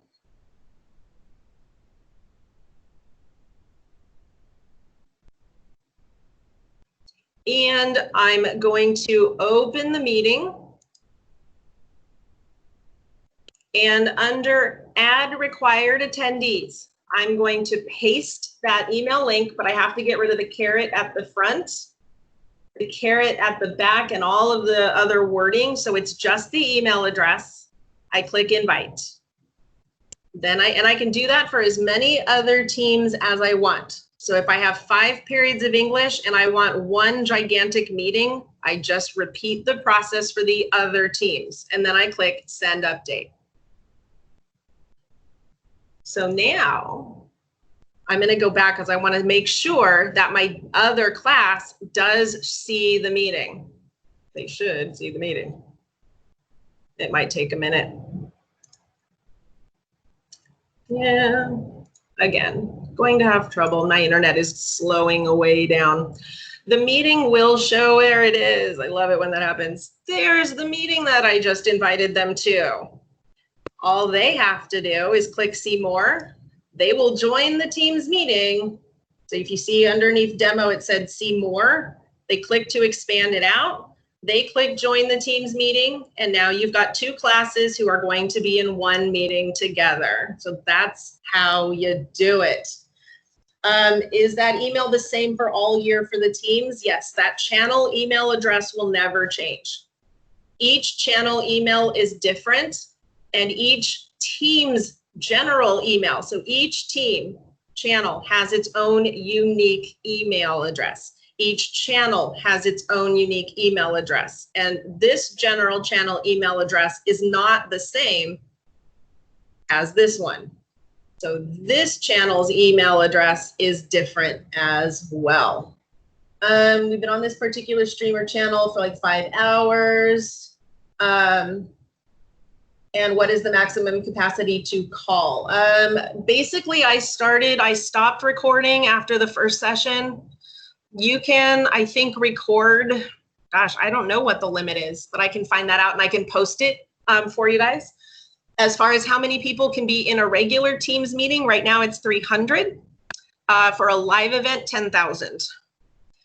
There are some things that I want to show you about in the meeting. I'm going to discard that. I don't need it. Okay. So here I am. I'm in a Teams meeting. I've been in here with you all day, which has been a blast. I love having all the technical issues because it's so much fun. We're educators. We all pivot, right? So when you're in a desktop meeting, let's see if I can get, I can't, it'll cut me off. There are some options for you as the teacher. The desktop version and the web version have very little difference. There's only one real one, and I'll show you that in a sec. So as you've seen, you can share your video. I set it to disable because if everyone's sharing their video, it sucks up bandwidth. You can shut off, you can mute and unmute yourself. You can share your screen. It's really simple. I don't want to do it because then you'll lose me. I'll lose you. Of course, you saw that you can raise hands, and when your students raise hand, they get moved to the top of your list so that that's why I have two computers, so I can see what's going on while I'm teaching. So I just kind of glance over periodically. You can, of course, there's the chat. The kids can be chatting with each other. There are the participants. You are all set as attendees. So I can click the ellipses and I can move you. I can kick you out of the meeting. So if my student is not behaving, I can remove him or her, and then they get stuck in the lobby and I have to readmit them. So they can't just jump back in and continue causing trouble. If I need to, I can make an attendee a presenter so that that person can share the screen and do a presentation. So if your students are doing a circle time with a share, you can hand the computer over to your student and they can share their screen or their camera and they can do their little presentation. And then you just unmake them. The same way you made them, you unmake them so that they're no longer a presenter. So you can do that. If I click on the more actions, this is where you can enter full screen. So when you enter full screen, it just makes everything bigger and takes everything off. All of the other stuff around goes away. To exit, you just hit the escape button and it brings back all of the surrounding things that are there. You can record and stop and start recording. This is also available. I'm in the web app. I'm sharing my web app now. I can end the meeting. This is what you're going to do with your students. When you end the meeting, it kicks everybody out of the meeting. If you just hang up, the kids are left behind and they can be talking and socializing. All of their stuff is still being recorded. Their names are still being attached to any messages, but you have left. So what you're going to do as the teacher is you're going to click end meeting and it's going to kick everybody out, and then you don't have to worry about it. Now, the only difference between this, the web version, and the desktop version down here, in the desktop version, you can share, when you share your video, you can have a custom background behind you. That's the only difference. You can't do that in the web-based app, but everything else functions the same way. The last thing I'm going to show you before I give you back your day, I'm late, I know, I'm sorry. Up here at the top, I'm still in participants. You wanted to know how to download the attendance records so that you know who came to your meeting. You're going to click, again, the ellipses, and then you're going to download that attendance list. And it will download as an Excel file. I can open it up, and I can see everybody who joined and when they left. So that's what you can do to make sure that your students, that you see who attended and how long. So if they pop in and then 10 seconds later pop out, you can tell that they weren't in attendance, and you can, you know, grade them appropriately or accordingly. Let's see, anything else? Let me see. Any other questions? Anything I can go over? I'm gonna just let you guys come off of mute. I have a question. Sure. It's basically the same question that someone had before. My daughter's name is showing up as Paige Smiley, but I'm the actual TUSD employee. I'm Danielle Smiley. So I'm just making sure that that's going to be noted that I attended in the attendance. How do I go about making sure of that? I will take care of it. Normally what you'd have to do, because you can only have one instance of Teams running logged in at one time, which is why you've seen me logging in as a student, and I've had to actually switch to a private window or use a totally different browser. I also have another job, and I have Teams on that job as well. And so I keep Chrome open for that job because I'm logged in Teams differently there. I have a totally different account with a different company. So, okay. So yeah, that's probably, if you've got multiple kids at your own household and you're going to have, of course, siblings and different teachers, tell one to use Edge and one to use Chrome. Okay. Way to do it. And that way they can keep themselves logged in and separate, and then you don't have to worry about it. So that's my way of doing that. All right. Thank you. You're welcome. And Heather, this is Nikki Roberts again, and I have still been here for this 201 session as well. Yes, gotcha. So I will try and get my husband to sort out another browser on our machine for me too. Okay. That makes it easier, and you'll want to be able to tell your students that, because you're going to start having those same situations, especially if they're sharing one computer. Right. I think I'll be using my computer at school, so it shouldn't be an issue. Right. Yeah, it does become a problem only if you have multiple accounts and you've got one computer. But thank you. I just want to be sure that it gets on, that I've sat through it all. My brain is on overload. I get it. And that's why we're doing this again at your buyback day. And you'll have a totally different presentation with people from our Microsoft stores. They're doing them. So you'll hear and see things that are even different from what I'm showing you. So I advise, of course, go wherever you can, but you'll hear different things and see different ideas from them than from me. So I always like to hear things from multiple perspectives. So I encourage you to attend those as well when they do them. Thank you. I appreciate all your help. You're welcome. Joyce, thank you for answering that question about the attendance. Yes, thank you. I'll just show that again because I'm here. So again, to get to attendance, you're going to click on people. I see I got a couple of hands raised, so we'll get to that. So once you're on people, you click the ellipses and download your attendance list. And that's brand new, only about a month ago. Also, when your students are sharing their video, you will now have access to 49 computers, 49 students all on your screen. So when Teams started, it was 4, a 2x2 grid. Then they upped it to 9, 3x3 grid. But in order to compete with Zoom, rolling out now, you'll be able to get 49 students in this space. Right now you're seeing IR. If everyone starts sharing, actually, if some of you want to come off and share your incoming video, click on the little doohickey here. My brain's fried too. The little camera. Let's see if I can get you guys on. Because if you're comfortable, if you're not comfortable, I get it. It's late in the day. They also have a new view where you can, hello, let me see if I can come on too. I'll come on too, so you're not alone. See if it works. There, I'm here too. So we can do a view when you click on, oh, it might only be on the desktop app, but it looks like a seminar. So you've got a bunch of chairs, and as kids turn their cameras on, their faces pop up in front of the chairs. So it looks like you're standing on a podium and looking out at all of the people who are attending your session.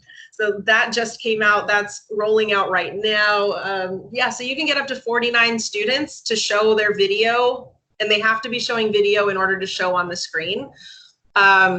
But it's really kind of cool, the things that are happening, the things that we're doing. So lots of fun out there. Anything else that I can show again?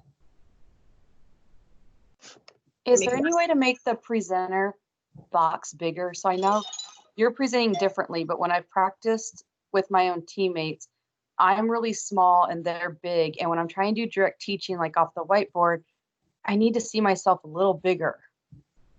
Yeah, unfortunately, that's the way that it's going to be. What again I would do is have a second computer, if at all possible, up so that you can see what the students are seeing. Okay, thank you. The person who takes up the screen is the one who's talking. It changes when you're sharing your screen because the screen shared then takes priority over everything. Yes, hello. You mentioned that you will show us how to pre-record and upload lessons for students to watch if they're not able to join a live lesson. Yes, perfect. So is this another training? No, I can do it real quick. I got time. If you got time, I got time. I got time. Thank you. Perfect. So that's the same question. When you're doing, well, let's see, I've got, let me see if I get one up here really quickly.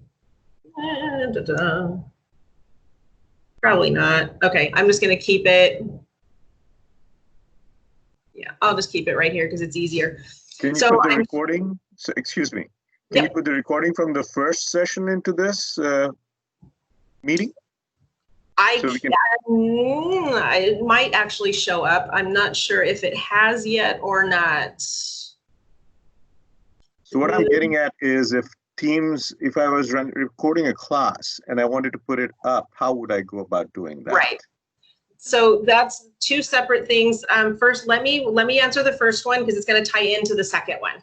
Thank you. So yeah, no problem. So when you do your lesson, when you're doing your presentation, you're going to share your screen. So just like I'm sharing my screen and you're seeing my computer, you're going to do the very same thing. When you start the meeting, and again, this is why I have a second computer, and so I'm looking at when I need to, I start the recording off of my other screen. I'm logged in as myself twice on two different computers, essentially. So I start the recording. So right now, if I click stop, it'll stop, so I'm not going to. I start the recording, and then I switch back to whatever my presentation is, whether it's a PowerPoint, whether it's a video that I'm going to show, whatever it is. I do my lesson, and it's automatically going to do the recording, and it records to stream. So when you are finished, when we stop recording, it's going to show itself Let me get to stream. It's going to save itself in stream. And you guys are able to share videos with each other because you all have the same email address. So here's that first morning one. So I just went to, the easiest way to get there is from Office. You can locate stream here. So I click on stream and it's going to take me to my videos. Here's the video. And then I just need to choose who's allowed to see it. And let's see if I can do it here. For me, it's different only because you're not in my organization. So mine takes a little bit longer. But what you guys would do was click share. It should automatically add it to your team meeting if you're in a meeting.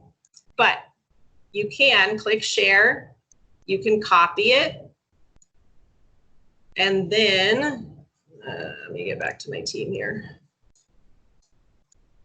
I can click on my stream button down here at my messages.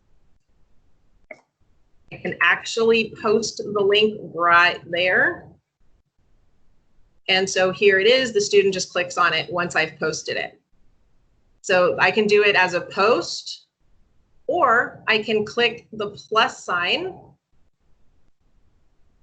and I can locate stream here and click on it. And I'm just going to upload one video. So I paste that long link. It tells me what it's called. I click that. I can change the tab name. In this case, I will. And then I click save. And now the video will show up for my students here. They click play, they watch the video, and they haven't left Teams at all. And so that's the process that you're going to use, and you're going to do it through the Teams meetings. That's where you do it. And all of that just comes from clicking the more actions and start recording. And then you just teach your lesson, no matter what that is, whether that's a whiteboard, whether that's a PowerPoint, a video, whatever it is, you're sharing your screen just like I've been sharing all day today. Once the recording is done, generally speaking, it should have actually, and I'm not sure why it didn't.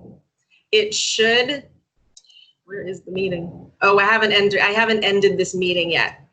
So once the meeting is ended, the video will process and will attach itself to the meeting notification here. And here's our chat from everything today. It'll also be here.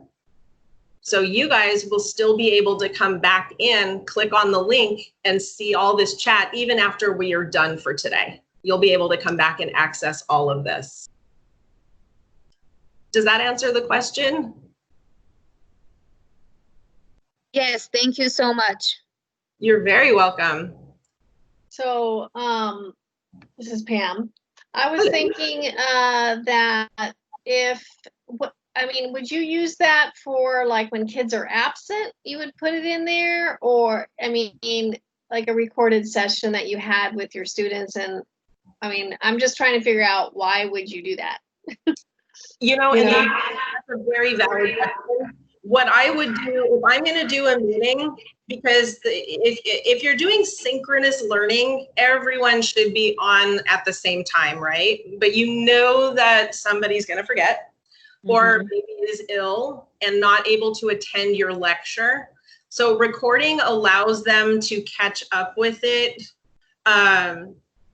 It allows them to see the full recording at a later time, or just like you guys, some of you have asked, how can I watch this recording again? Because I need to hear it slowly. There you go.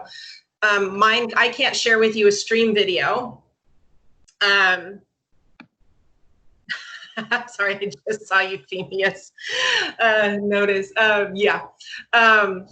So yeah, I would just get in the habit of recording if you're doing a live lesson, because you know that somebody might need to see it again, but be able to pause and process. It just gives them that option. It's hard. I still forget sometimes to turn on the recording, but it allows them to be able to come back at a later time and see it at their own pace. Or if they miss it altogether, then you're able to provide them without having to reteach the same thing over again. Okay. And then I just one more question about the mute button. I just go to all participants and I just put mute all, and then when I'm ready for questions, I can just click that again and they can all talk. Absolutely. Okay, got it. Yeah, makes it really easy. Yeah. There was a question about how you might use this in art and music. There's a lot of different ways to use it. So if you could be recording yourself doing your demonstration. So if you're teaching art, for example, and you're teaching a specific way to do shading, you can do that on a whiteboard on your computer and talk through. You can actually do it directly through a Teams meeting. I use Screencastify. Shh, don't tell my bosses. It's a Google product. But I've been using it for so many years, it's easy. So I record, if I'm doing webinars or something that's not necessarily a Teams meeting, I use Screencastify. And so I can record, I can be drawing on the screen if I have a touch screen, or I can take screenshots. PowerPoint allows you to build videos within PowerPoint. You can export files into a movie. So you can do your lectures, record your voice, record your screen. You could just take photographs, show pictures on of the different artwork that you are sharing with them or for inspiration, and you can talk and record your voice talking. So there's lots of different ways. For music, you can record yourself a video of you playing, showing fingering positions. You can, put music up on the screen, notes, and show them, how to read, what it all means.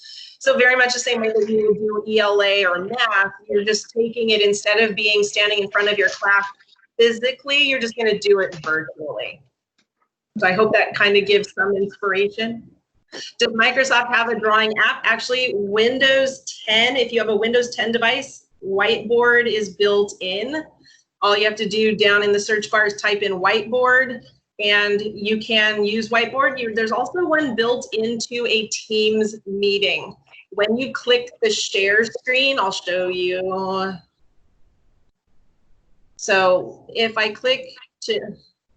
stop sharing, okay. So I'm going to click share. See if it does it. Come on. Oh, it's not going to let me. Let me just grab a screenshot of this real quick. There we go. So let me share everything. There we go. Okay. So I'm back sharing. Let me open the screenshot I just took so you can see it. It just makes it easier. So when you are in a Teams meeting and you click the share button, you are given options for what you want your computer to show.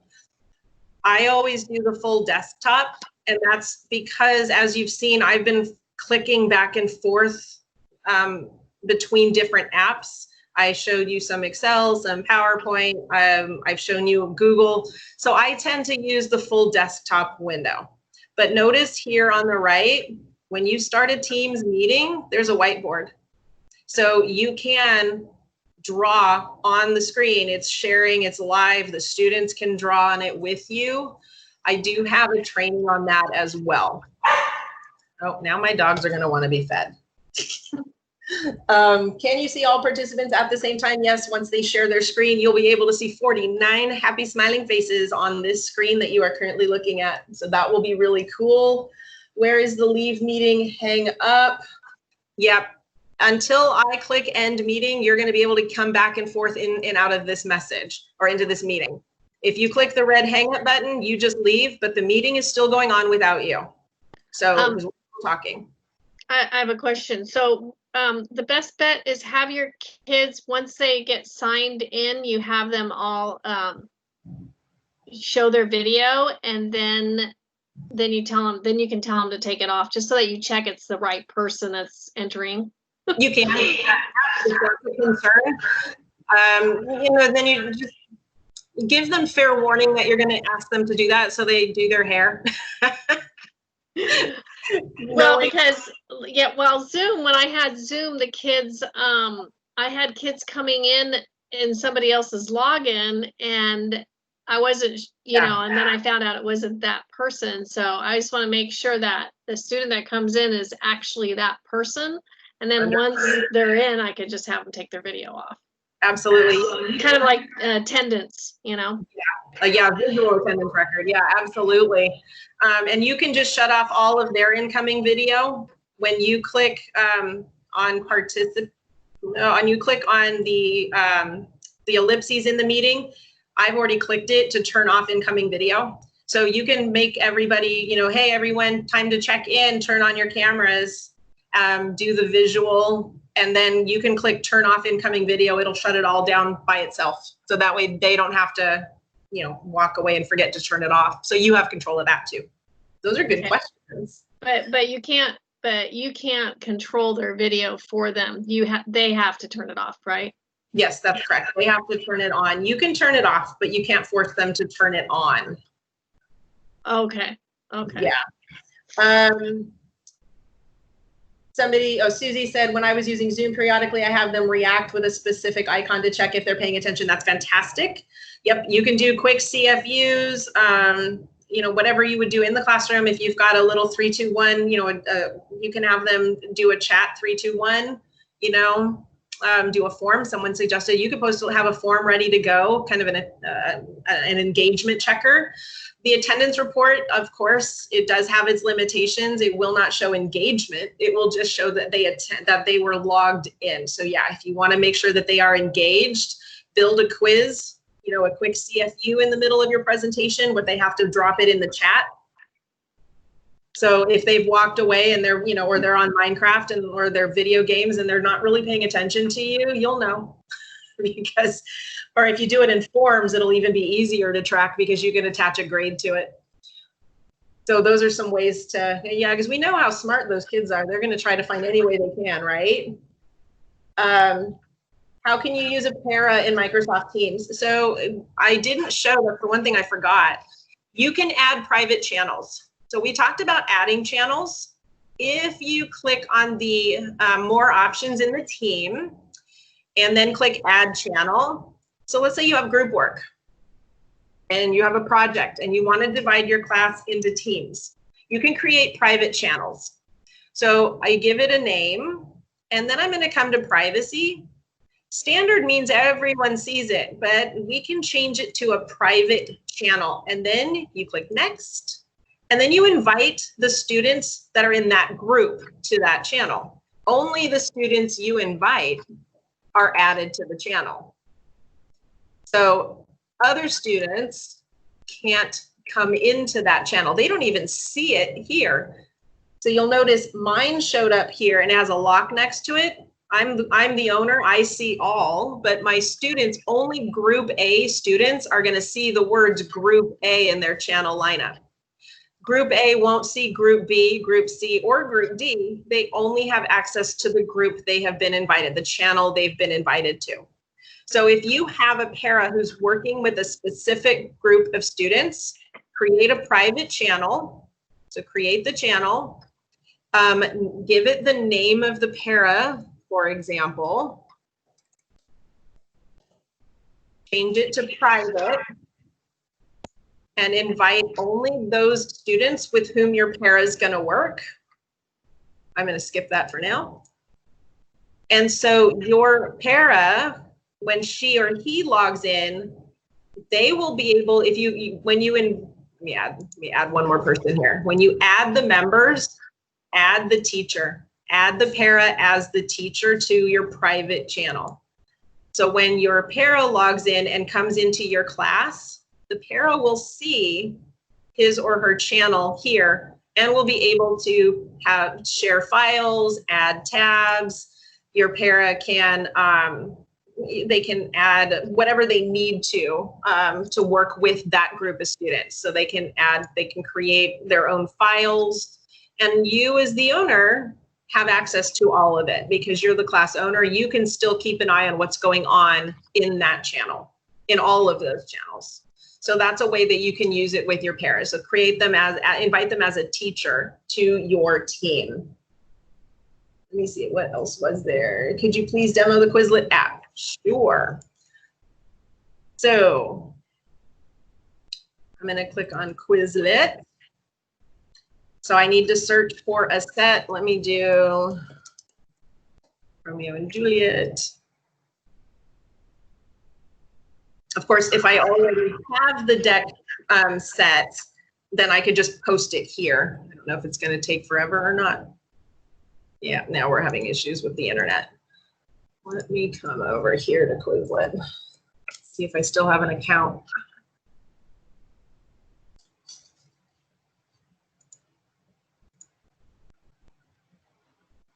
Let's see.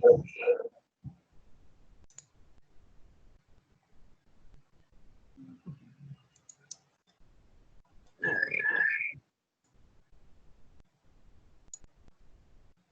Just grab one. We'll grab this one. So here's the flashcards. Here's the one I want them to use. Let's see if I can. Have to remember how to do it. It's been so long. Yeah, I'd have to sign in again, darn it. Okay, you shouldn't have to sign in. Let me see if I can get it. Again, it wouldn't be fun if everything did what it was supposed to do when it was supposed to do it. Yeah, it's not connecting. So what you would do is simply search for your deck here. You can also click on the plus sign. It's going to take you, oh, that's why I haven't added it. You have to add it first. So click on the plus sign, click Quizlet. I've got it. Paste a link. So I'm hoping I don't have to log in because I really don't want to. Let's see if it works here. Copy. Paste. Search. Ah, there it is. Now it's going to work. So I pasted it. I click save. There's my Quizlet deck. So student logs in, they can learn. It'll take them out to Quizlet, but they don't need to log in or sign up because they are students. So then you can control which Quizlet deck they are using so that they're not getting the ones with the wrong answers, which we know happens. So that's the, once you click plus and then you click Quizlet, you have to click add. And that once you've added it to the team, you don't have to worry about it. It'll always be added to that team. So now let's see if it lets me do it. Try it. It may not.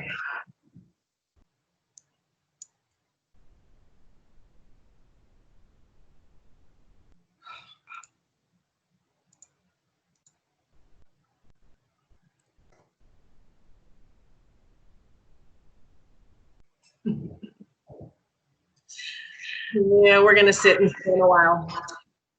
But if you add it here, it will show up looking very much like this. So every time you add a tab, they get a notification, they get a posting that there's a new tab. So if you post it up here as a tab, they click on it down here, it takes them directly to it in the tab up above. That's pretty much the way it works. Let's see. Can I just ask a quick question? Sure. Okay, this goes way back to your posting of assignments. Yes. But I was about modified assignments. So I was wondering if I were to post an assignment on verbs for most of my class and then have a select few have a modified verbs assignment, is that gonna, are they all gonna know that like, are they gonna know that there's been 2 assignments? Will they see that? No, great question. No, they only see the ones that are assigned to them.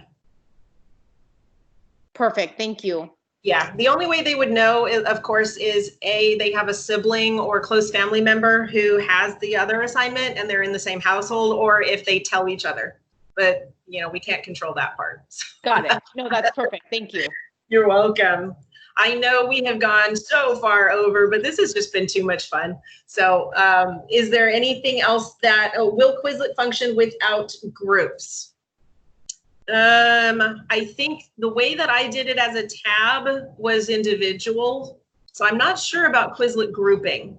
I haven't used it that way. So that's a good question. we'd have to kind of look through that a little bit.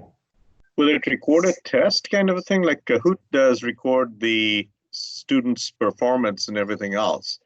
Will Quizlet do it? I mean, I've used Quizlet in class setting where the groups would get in and they would jump all over the place and they were just happy to use it. But Kahoot is individual. Right. So I think you can do that. What I would do if I was concerned, I would do it instead of adding it as Quizlet. I may add it as a website and take them out to Quizlet to the page you want them to go to. So if they already know how to log in and they have accounts, if they do have accounts, I would do it as a website. And that way if they already know how to access it, then they would just be the same. You're just giving them that direct link where they don't have to go typing anything in. That's kind of, there's two different ways that you could do that. You can do the same with Kahoot here as well. Kahoot partners with Teams as well. So it's the same thing. You have to have a Kahoot account. Yeah. Kahoot. You can do it. Absolutely fantastic. I mean, but I do not see it like in a group setting when we do that, they share the screens and so on. Maybe a different way of looking at it. Yeah, Quizlet is made for one-on-one, but you can do, I've done it group competitions but that's in class. So I would do it, if I was going to do it that way, I think I would do it in a meeting. I would do it live where I log in and I show them and then we do the games online kind of whole group. So just like I would have done it in the classroom, I'm just going to take it live to a meeting. Okay. So different, yeah, there's so many different ways that you can play around. I do recommend create a playground team just for yourself and just see what you can do. See what works best for you before you get your students put into a team.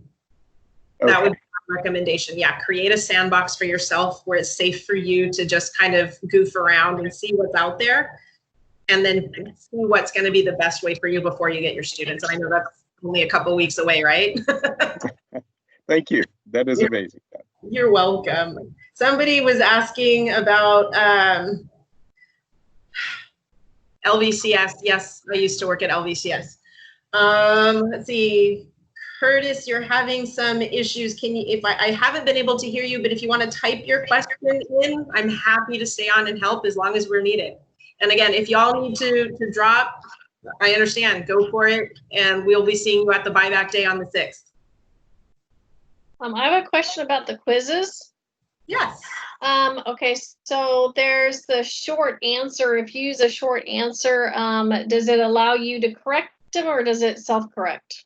It's self-correct. Oh, okay, that's nice. Yeah, very much like Google, so you don't have to worry about it. The question did come up. Do you, for short answers, do you grade those? Yes. Those ones you would grade to give a complete score. It would be able to score the multiple choice. Or if there was a ranking or a reordering question, drop these into the correct order, it would score those automatically. But anything short answer, it wouldn't give a final score to the student until you finish the grades. Oh, okay. Yeah. Now, as far as I was trying to figure out Quizlet and all that, I use Quizlet with my students, and the best when you put it as a tab, and you wanted them just to practice their flashcards, and does it also take you to the rest of the app? The part of that app, that the games and stuff, or is it just the flashcards that it shows them? Let's see. So it takes them to the flashcards, learn, write, spell. They can do the test. They can play the match game. So it will take them out into Quizlet proper. Okay, and Oh. then, so do they need to be signed up already then for Quizlet? I To don't do be able to see their names and their test scores? I think so if you're going to do that, but I don't know, it's been a couple of years. Do they have to sign up to use Quizlet though?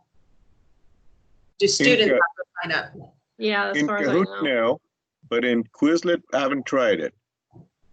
So I think if before they had, if you were using it and in order to record their scores, I think they would have to sign up as a student. So maybe once when they get there, are they able to log in?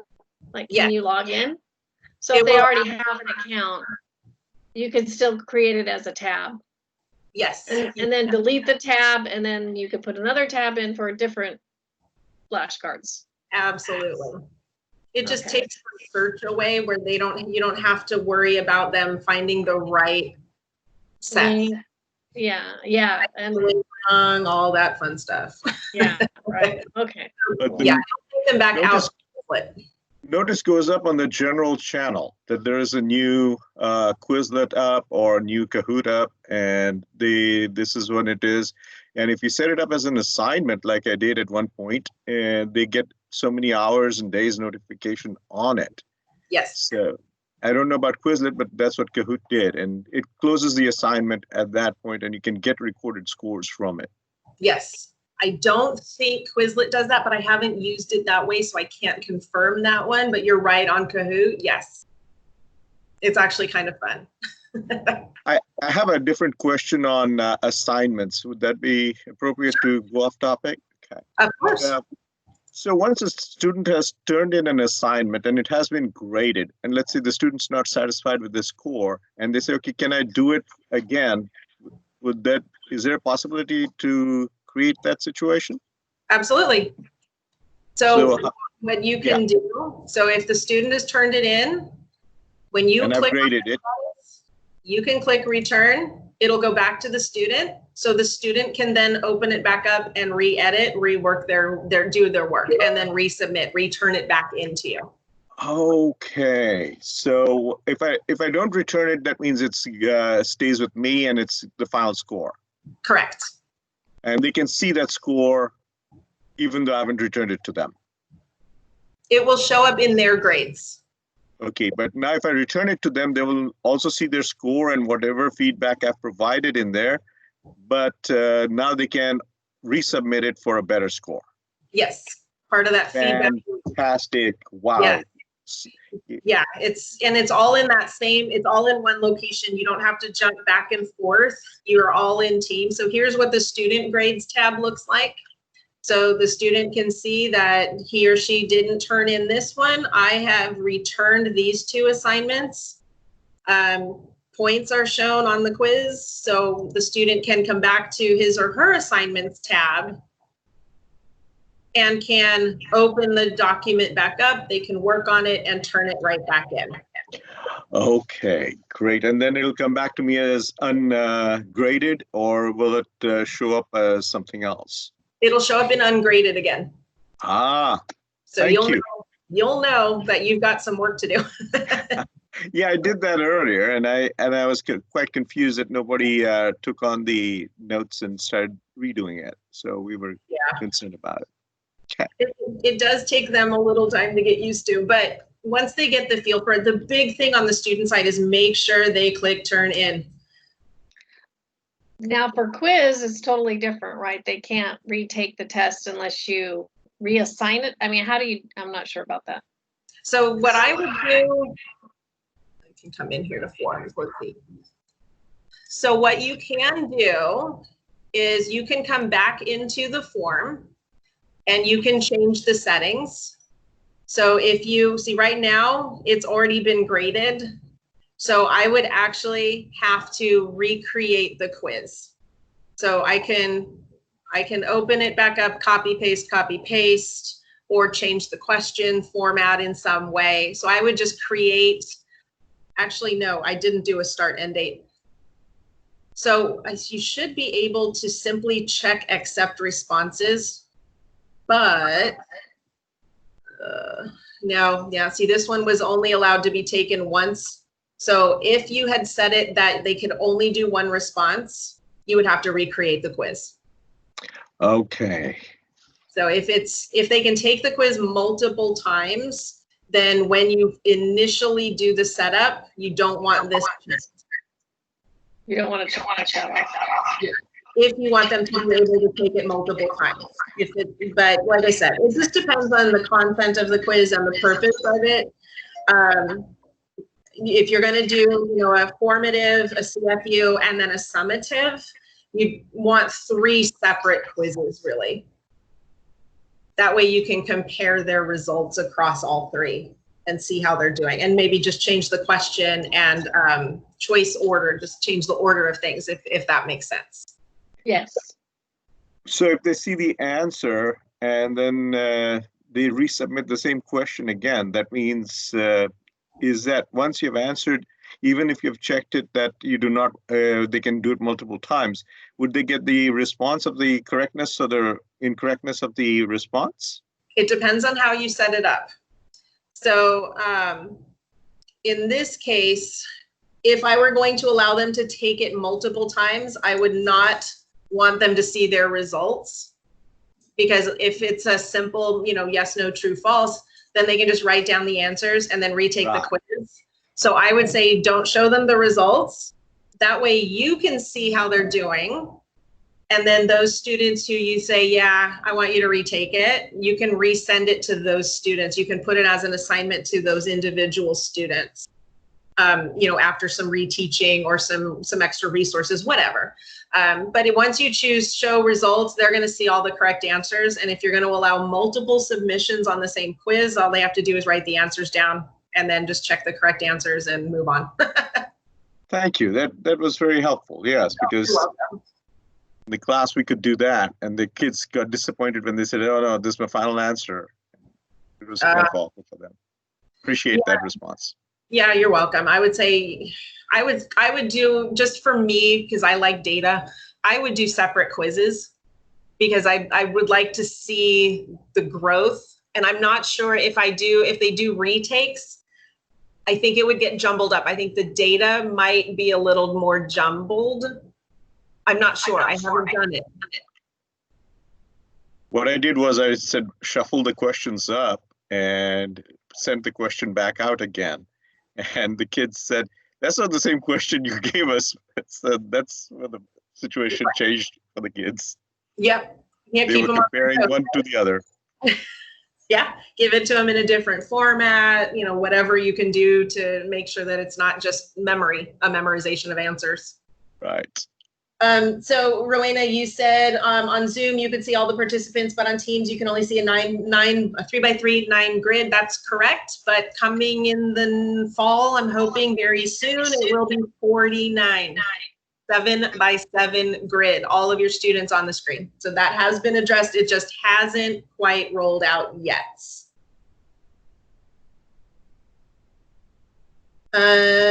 Samantha, no, I've already downloaded the attendance report. So everyone who is in attendance, I'll download it again too, but everyone who is in attendance has already been noted. So you are good to go if you've got a drop.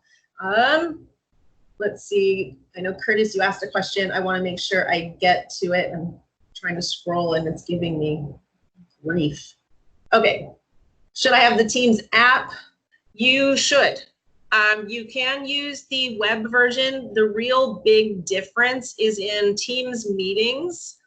When you're doing a Teams meeting, if it'll let me do it, it's not because I'm logged in online. When you do a Teams meeting in the web app, you can't blur your background or do a custom background when you share your video. That's about the only big difference. Otherwise, it's pretty much the same. But I think since everybody's on the internet, hosting the meeting in the web can become a little unstable with how many people we have going on the internet, especially from 11 a.m. to 2 p.m. or so Pacific, which is exactly when we are on, and which is why my network has been slowed down, because that's about when all of Hawaii has come online all the way across to the East Coast. So 11 to 2 seems to be our network drain. Do you recommend recording each class session? I do. Hard to remember until you get in the habit. I do recommend it simply so that students who are unable to attend at a specific time or are sick, you don't have to go back and do a reteaching of the same material. It's a recording that they can then watch. And just like you guys had asked, where is this recording so I can watch it at my own pace? I just think it's smart because they can't stop and ask you necessarily, and the questions will come later. It gives them that chance to slowly process it. So I do recommend recording. I recommend that it'll be teachers giving orientation to students. I think your district is going to probably do something. There are a lot of resources online on YouTube that are created for students by students on teams. So you can do a Bing search on using how to use Teams for students and see what videos show up and give them multiple videos to look at. Here are some videos that will help you learn how to use Teams. Give them multiples and then find some documentation. There's a lot of people who have done, like WikiHow has a how to use Teams, I believe. So provide them those resources. But I think your district might also do a family night with, this is kind of the basics of how to use Teams. And your kids are going to get this before you do. I will tell you that right now. This won't be an issue for your students. It's an issue for us. But as soon as they see Teams, they will have it down and they will be helping you figure it out, I promise. Do I have demo videos at wensleredconsulting.net? Yes, I sure do. I have about 54 right now, different webinars of varying lengths. So you are welcome to any and all of them. Is there a way you can focus only on the speaker? If you are the presenter, you are the only one who shows as long as they are not sharing their video screen. Once people share video, then their screen will show up for you to see. If you are the speaker and you are the presenter, you are the one on the screen. So you're again god or goddess, which is kind of cool. I think any other questions? We went like, oh, hecka over, but that's okay. I have a suggestion. Yes. On screen recording, if you use the Windows key and the G key at the same time, and your app is open on your screen, you're recording your screen at the same time with your voice and whatever is on your screen. So you can do a screen record. That is correct. There's a number of different ways you can do it. I don't like that one, only because it's harder for me to trim later. Yes, that is true, because it shows up that record button right on top. Right. So if you're going to do, like if a student needs to do a quick, if you haven't looked at Flipgrid, that's another great way where you can screen record and the students can do so as well. Flipgrid, PowerPoint does record, but I notice on my computer, if I'm making the video, exporting the video, then it tends to bog down. It takes forever. But it can be done. You can also, you can use, of course, Teams, sharing your screen and recording. You can use that as a format for recording your presentations.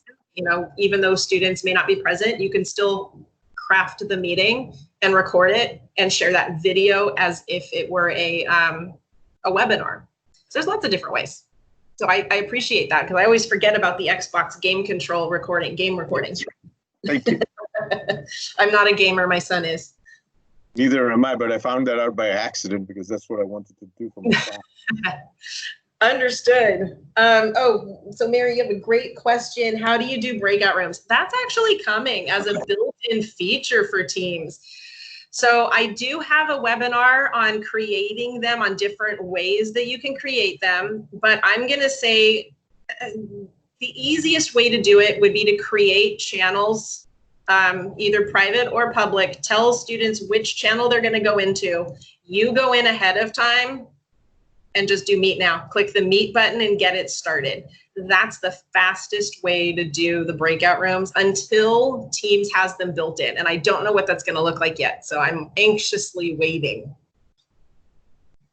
Let's see, is there a way to create a welcome page? Oh, yes. I actually am working with all of our MLCs across the country, I'm trying to get us all to do a clip where we give suggestions on how to use Teams, like what you can do that you do in a classroom.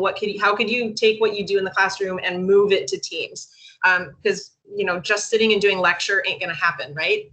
So what I would suggest is you got your general channel. I suggest you create a Start Here channel.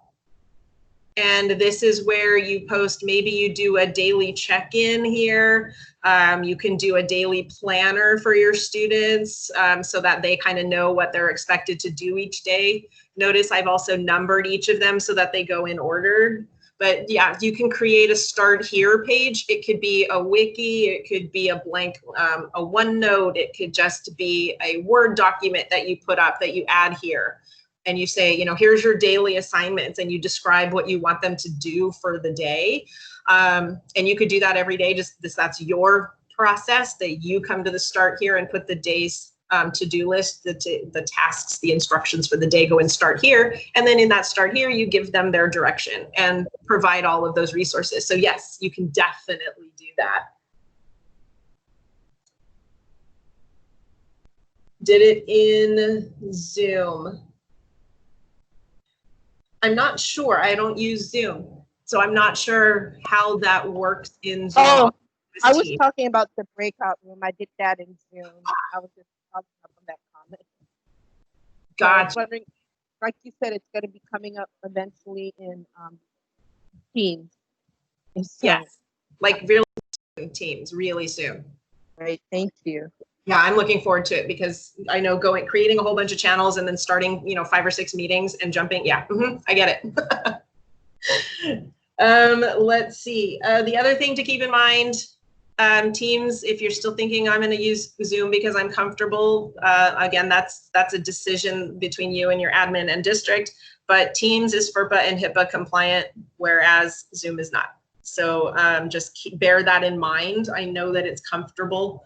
But Teams is growing. So things are happening and they're using Zoom as their model for how to make it better. Get onto that help button and suggest features, whatever you can think of. Other people may have thought of it, they may not have. An upvote, it will help the Teams team know what's important to you. And they do listen to you guys, which is fantastic. All right, I have kept y'all for an hour. Oh my goodness, but it was so much fun. So I don't have a problem with it. I hope you guys got some good information. I'm sure your brains are all swollen. Again, I will get the YouTube links. I will format these and get them out to Melissa and Tom so that they can get them out to you. You've got my website, wensleredconsulting.net. You can find all my videos there. They're free. I don't charge for any of this.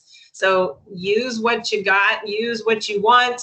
I will see you all on the buyback day. I'm excited. I'm going to be doing all of the learning tools. Immersive Reader is part of that. So I'm truly excited.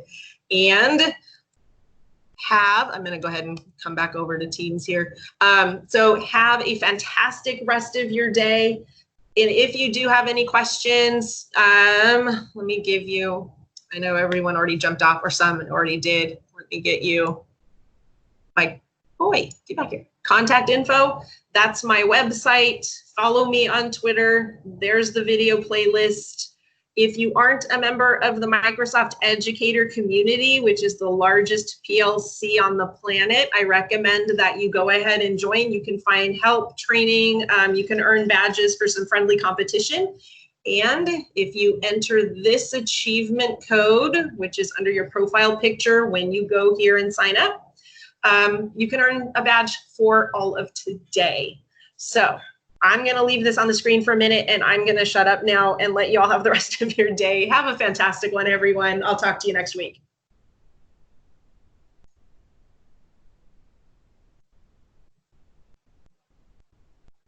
Wait, I'm not on the team. Where is it? That one.